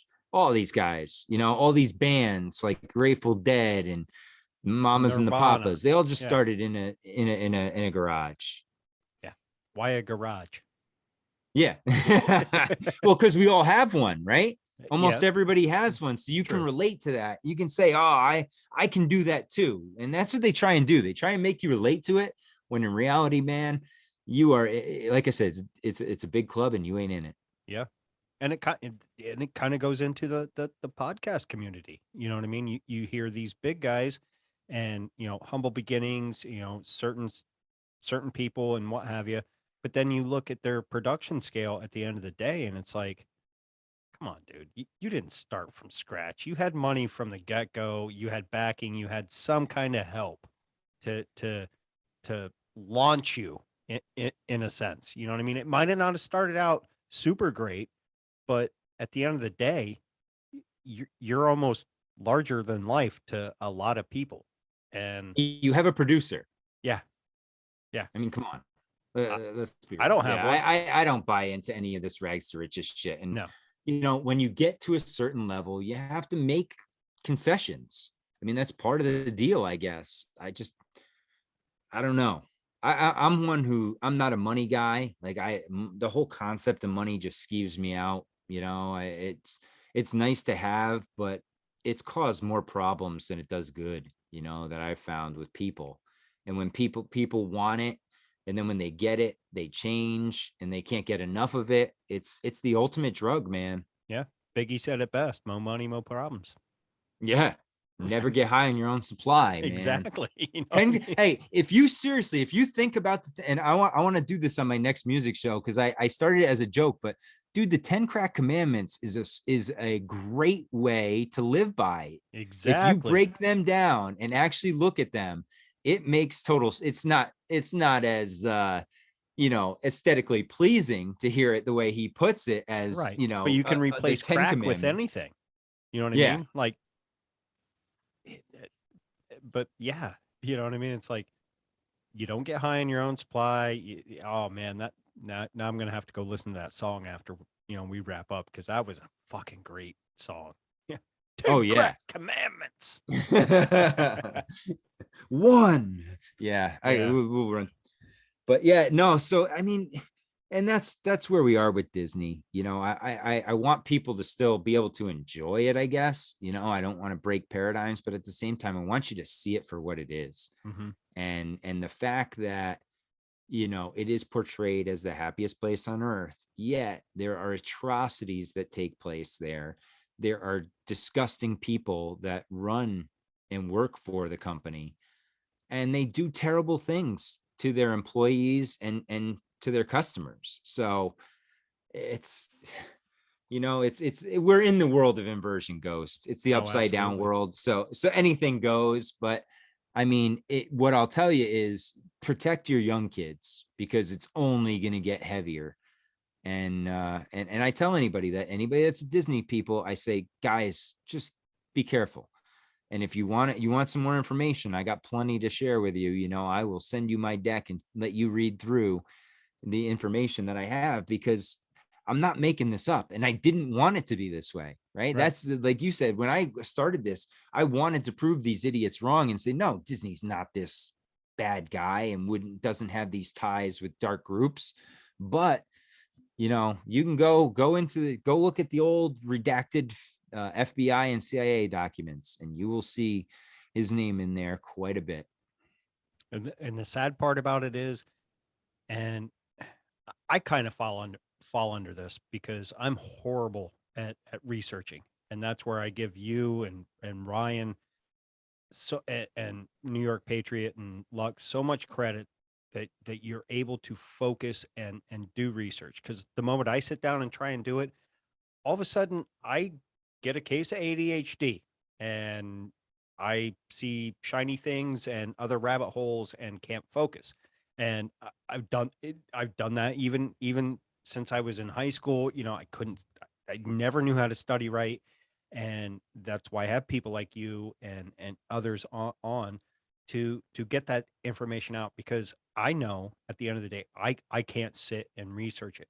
And there's a lot of other people out there that, okay, you give them the information, you tell them where to go, they'll go there, and they either A, might get bored, they'll read it and just be like, I don't really believe it, or start going down different rabbit holes and forget what they were looking for right out the gate. You know what I mean? So I give people like you tons of credit for being able to focus and do that, because my show wouldn't be you know what it is in its little infancy if I didn't have guests on like you and many others that can come on and educate me and my guests to topics like this.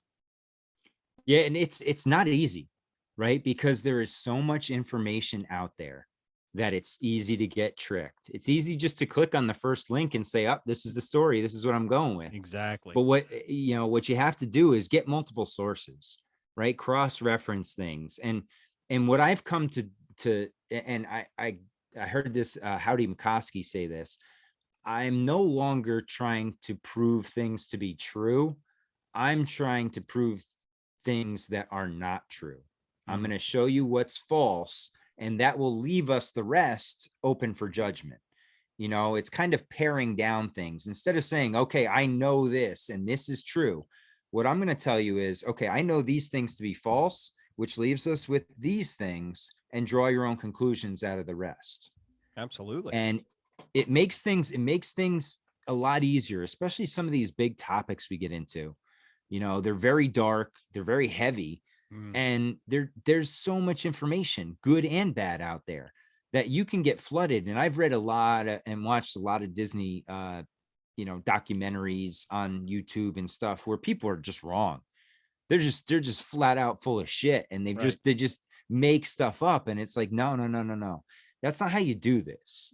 Because if you want to, and that's why I take the time to read quotes and reference stuff, because then I'm showing you guys where that this is. I'm not just pulling this out of my ass. This is coming from sources. Now, you can debate the sources, that's fine, but go look at it yourself. At least I've done the research to say, okay, I'm not just going out in a DuckDuckGo search and pulling the first article and saying, here's what we found. Disney is a racist, misogynist, anti-Semite, because he was friends with so-and-so. No, that's not how it works, No, not at all. But the fact that these guys develop these intense relationships. Now, could you say, well, is a anti-Semite because he's friends with a Nazi? Yeah, but who's to say the Nazi's anti-Semite? Right? He was Mm. just part of the party. It doesn't mean he was one of them. So Right. That's it's like just lumping it's the whole American military into a bad group. You know, Yeah. I The I whole was in the anything. yeah, I was in the military. I didn't feel that I was doing anything bad. You know what I mean. But at the end of the day, we know, you know, the military has done some dark things in the past, at present, and future. Like bomb Somalia the same night Russians are bombing Ukraine. Yeah, Nobody said anything about it. nothing. Nothing. It's so funny. Yeah. But yeah, that's the world we live in, though. So you know, you got, you know, what I just tell people is use a little discernment, right? Hmm. And try and think. Try not to get emotional about it, because that's when, once your emotions get involved, the brain stops working. Oh, Because that's absolutely. that, you know. So you, what you have to do is cut the emotion out of it and just take it for what it is. Now, if you think it's total bullshit, your brain will tell you that, your body will tell you that, and you can just blow it off. But if you can't even take it in, and at the first hear of a certain word, you are triggered to the point where you start seeing red, you lost, my friend. And you're not going to be able to break this down and understand what's going on, because Disney is one cog in this massive wheel of deception that we're in, you Oh, know. And that's why I started my show, because I you know, I found this about Disney and mind control and all this shit, and I'm like, you know what, none of my friends want to hear about this. And in fact, I don't even know if I have any friends anymore, because I tried to tell them about this. I'm in the So you same know boat, what? brother. Yeah, let's just go put it out on the interwebs and see if people are interested in it. And you know what? There's more people that I thought were interested in it than I ever thought would be. And so you keep going. And you know what I do on my show is just, I find things that are interest me and that I think will interest everybody else. But at the same time, I hate to break it to, I'm not going to have the big guests on that everybody else has on, Right. just to tell the same story, because I'm not that good of an interviewer, and I'll admit it. So I'm not going to be able to bring anything new out of that person. Now, what I can do, though, is I can go dig on my own for a day, 2 days, and go find some good information and bring it to you that might be more entertaining. So it's, you know, it's six of one, half dozen another. Everybody does it a little different. And but you know what you got going here, man, this is a gold mine. I've Uh, been, you know, I hope I so. I I've I listen to a lot of podcasts, and yours is one I listen to every week. Well, Every thank you. episode, it's on the automatic downloads and it stays in there, because man, you have a variety of guests, variety of topics, and you know, you just have a good approach with it, man. I love the way you interact with people, and you know what we've done today. This has been so much fun, man. I could go on forever. Same here. I just bring it to, hey, I'm just a common Joe. Educate me, enlighten me, because at the end of the day, that's what I want. I want my third eye to open up to truth. Oh, and maybe even another way of thinking. You know what I mean? Like to, you know, could Trump be bad? Yeah, Trump could be bad. You know what I mean? 3 4 years ago, I would have been like, "Oh no, I'm a Republican," and "Oh, You would have seen you're red, right? Remember what yeah, we just talked about 2 seconds ago? You would have exactly seen red. You would have got emotional, and there's no cognitive thought involved. nothing." And Yep. something clicked in my mind and my way of thinking that it was just like, no, I feel like I don't want to get woo woo, but floating on a plane where I'm just seeing everything and just taking it in and hearing other perspectives and not getting mad anymore.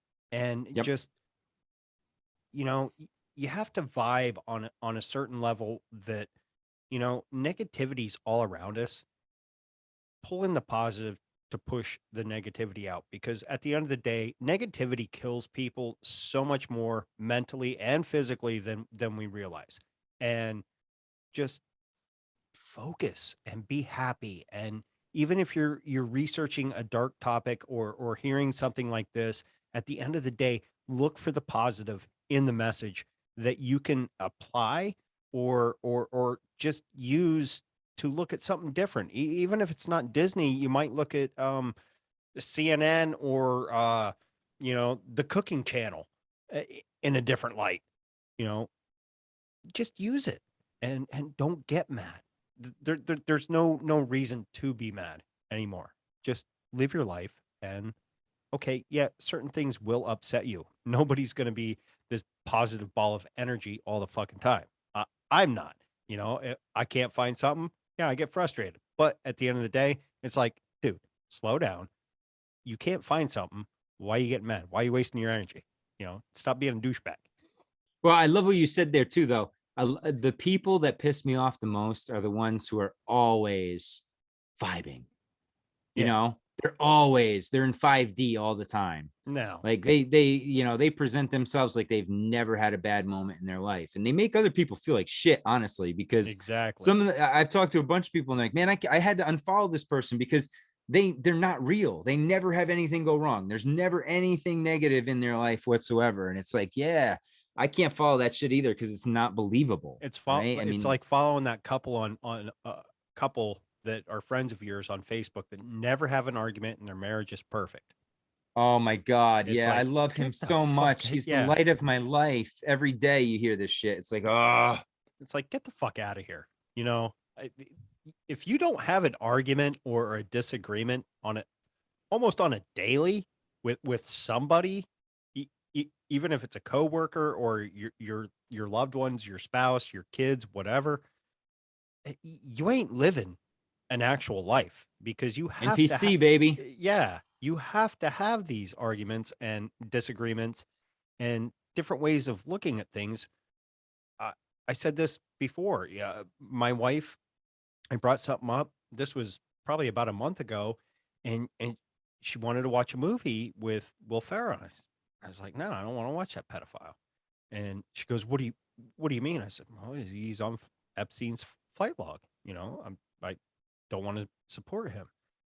And she got kind of bent out of shape. And, we had a slight disagreement. She went down, had a cigarette. She come up and I was sitting there thinking, and she was going to go to bed pissed off. And I said, hey, I said, babe, come here. Just before you go to bed, I said, since when in our marriage and our relationship did we ever agree that we have to think exactly the same? Because if we both thought exactly the same, it'd be boring as fuck. You have to You'd be challenge thought. lesbians. Yeah, you have to challenge it on a daily. You can bring up something that I might not agree with, but it might spark me to look at something differently. And that's all I'm doing. And she woke up the next day, she might have thought on it and she was, yeah, you're right. Opposites do attract. Yep. Yeah, and it's not easy. I mean, It's not. especially today, Ghost, because I mean, everybody's been through the torture of the last 2 years. Everybody's on edge. Everybody's just been physically and emotionally dragged for the last 2 years. And they're at a point, a lot of people are at a breaking point, and I feel Mm-hmm. for them because they can't take it anymore. And it is what it is, but we have to try and just make it work, make the Exactly. best of what we got and expose it for what it is and move on. Don't let it consume you. That's the other thing. I've seen too many people get consumed by this stuff and it becomes them, Right. right? They are the information. And it's like, no, man, I'm just a beacon and I'm going to present it today and I may not ever present it again, but this is the information that I have. I live by a motto that I don't even know where I came up with it or heard it.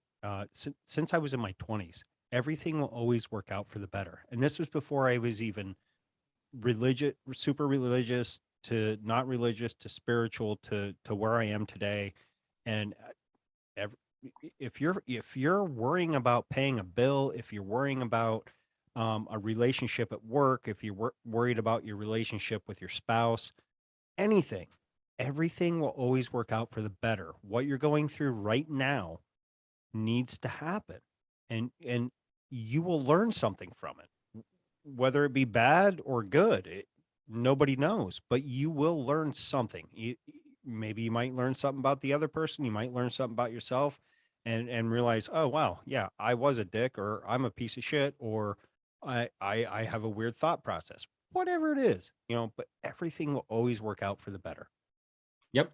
at the end of Yeah, the and day. hey, after the dark, there's always light, Exactly. and that's what. Yeah, I've been through a lot of shit in the last couple of years, and man, that's the You have only to go thing through that the kept me. dark in order to get to the light. Failure Yeah, is and fertilizer for a reason. yep, And even as dark as it is, it's like, man, I'm gonna get out of here. It can't last forever, Mm-mm. right? I mean, even the winter, it's got a duration, and eventually summertime comes every year. It comes back. Yep. So yeah, and but it's not easy, and It's not. but I'm it's a not claiming great it is easy. no, but it's a great way to look at it, man. And that goes back to the whole idea of abundance, right? If you think that we are living in abundance, then everything will work out in the end. If you think we live in scarcity, you live in fear, everything's going to be bad. Yeah, it's going to Everything's be doom going and to gloom. be stressful. Yeah, it's never going to be good enough. It's the black pill, Yep. the black pill and beyond. And I don't ever want to get there, man. I kind No, of hell got no. there in like or like June 2020 when all the BLM and Antifa stuff and everything was going. It just got I'm like, how can not everybody else see this? I'm like, this is insanity. How do They're these not people gonna. get to no? And and I had neighbors with BLM signs, and I'm like Hmm. yelling at them because I got American flag signs. And actually, uh, to be honest, one time we had a threat because I built my son a wiffle ball field, okay, for the pandemic because they shut down schools. So I took our whole front yard. I went out and bought a whole bunch of that orange construction fence and just ran it across the whole outside of the yard, made him a little fence. And then I went on and I bought him a bunch of different American flags and we hung the flags on the fence all around. And you wouldn't believe the shit I got for having American flags in my front yard during the BLM shit. Like I was a Nazi in my neighborhood. Because And a- and that's where I struggle with fucking stupidity at the end of the yeah, day. It's like you live in America. That is our country's flag. You go to any other fucking country and you can take Conor McGregor, for example. He always came out with the Irish flag draped around him, because he's proud of his country. He's representing his country. Why can't we represent our country? yeah, Why is sign of that white so bad? supremacy. Yeah. It's not white supremacy. Yeah. It's not hatred. No, America stands as a beacon of freedom for the rest of the world. And you talk to anybody from any other country, whether it's right above us, a little bit below us, or across the pond, they look at us as a beacon of hope, even though we might meddle in fucking wars that we don't need to be in, but we are the land of opportunity. We are the land of freedom. We are the land of the American dream. You come here with little and you can make a lot. It might not be as easy as it was back in the day, but at the end of the day, it's still a possibility. It's like the lottery, man. You got a chance at Yeah. least, right? I mean, you're Yeah. in the game, and even though the lottery's bullshit, but hey, Right. it's that old take a chance, right? I mean, you have a Exactly. chance here, or at least you still kind of do. I don't know, with the way things are going, you don't know how much longer it's going to last. Right. And on that note, maybe the homeless have had it right the whole time. If you look at it, they're off the fucking grid. Okay, they might be struggling for food and what have you in a city setting, but if you take those same homeless, just teach them how to use a bow and arrow, spear, whatever, just simple basic survival instincts, they could flourish in, Yeah, you also in a have to take the crack woods. pipe out of their hand, though, Well, too. yeah, that too. I'm just saying if they're not drug addicted, but Yeah. if shit hits a fan, fuck it. You know, I know I can eat squirrel. I know every animal that I can eat and go out and just forage. Yep. Fuck you. You want to raise beef prices? Well, at the end of the day, maybe Ghost might go poach some fucking deer. Bow and arrows are quite Squirrel quiet. hunter. Yeah, it's funny because my son texted me the other day. He's like, "Hey, if me and my friends get a bunch of squirrels, can you make us some food with it?" I said, "Yeah, I'll make you squirrel pot pie." Well, he soon realized when late season squirrel hunting, or even when squirrel hunting comes in early season, when you're hunting squirrels, you're not going to see squirrels. When you're hunting deer, you're going to see squirrels. When you're hunting squirrels, you're going to see deer. you know, Yep. and he's Welcome like, to hunting. yeah. So at the end of the day, you just got to take an opportunity on something. So Yeah, but it's wild though. You're right. You don't know day to day what's gonna be the news story, right? What's gonna be today's drama, and that's what they keep throwing at us. It's just Drama, drama, constant drama. drama, distractions, and like a lot of people, a lot of people are in that loose shit. But it's like it's energy. Huh. They're trying to draw your energy into it. There's a reason why we live in a two-party system. It's opposite ends of the battery. They're two poles, and we keep the energy in between going back and forth. And if Yeah, we I can kind of pull our went off energy out, on the loose shit on that uh I don't want to call it an emergency, release or whatever, but it was a last minute release on the Ukraine and Colorado Dank and Ryan and I touched on the Luge thing, and I was just like, fuck them. yep, You're just too scared to look at no one's stealing my energy. If someone's stealing your Luge and your energy, you're letting them. Plain and yeah, simple. oh yeah, you are investing it, yeah, Yeah. because that's and I'll admit they stole mine during the lockdowns. I was into different Twitter sites and shit like that, like getting into it, and I feel like yeah, a lot of my energy got sucked into that when it shouldn't have been. And now I've learned, and now I look at the stories and I'm like, okay, this is to trigger me. I'm going to withdraw and I'm going to Mhm. invest my energy into something else. Right. Now, it doesn't mean I'm ignoring the story altogether. You still have to acknowledge that it's there and understand what's Exactly. going on, but it doesn't mean you have to react to it. That's when you invest your energy, is Exactly. when you react to it, not just by simply looking at it. It doesn't steal your loosh. No, no, because in order to learn, you have to look at something. You know what I mean? Like, so you can learn from something, but if you let it affect you negatively, okay, yeah, well then you just let it steal your loosh, and you're a Yeah, douchebag. that's on Sorry. you. Yeah. Yeah, nothing I can do. Nope. Anyway, any closing thoughts? No, man, just Disney is not what it seems, and No. I like to tell people that just for them to understand that although it is presented as the happiest place on earth, there is a lot of dark stuff that goes on in Disney. And you just have to know, it is a programming tool. And we know with programming, it is to get their message into you however they need to do it. And they're going to do it again in a variety of ways, whether it's television programming, whether it's music, whether it's commercials. And you just have to be aware of it so that you don't get taken advantage of. You don't Mm-hmm. have your thoughts corrupted or swayed in one direction or another. You have to be able to see it, recognize it, and then analyze it. And that's kind of what I wanted to do, is just bring it to people's attention that Disney is not as wholesome as we're led to believe. Now, do they do some very good things? Yeah, there's some good programming on there. They do some great educational stuff, but it's always with a caveat. There's always that chance that they are trying to throw in a message or two at your behest, and you have to just be aware of it. And that's all I want people to be aware, know what you're working with, and don't just do it blindly. Very well said. And let people know where they can find your podcast and your IG, anything that you want to plug. Yeah, you can find all my stuff. I think I'm on altmediaunited.com. You can find all my links.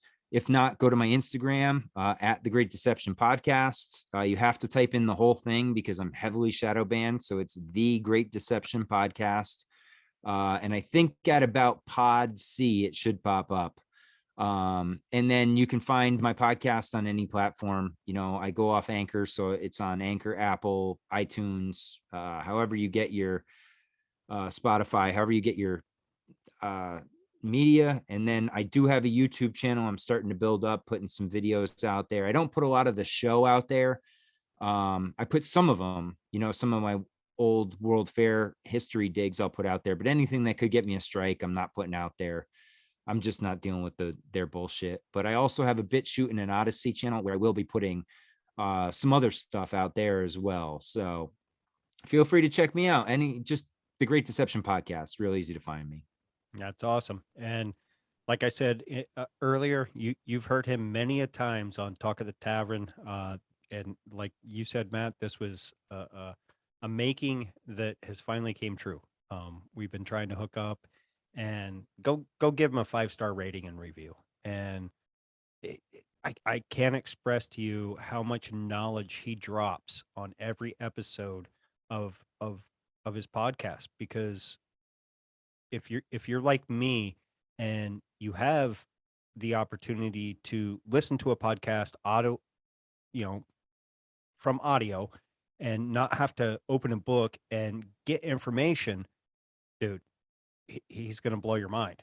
And I can't thank you enough, Matt, for coming on. Like, you're a good friend, and hopefully we can do more in the future. And on that note, thank you for turning in to another episode of My Third Eye with Matt T from The Great Deception. And you know, give us some support, 5-star ratings and reviews. And like I said, thank you again.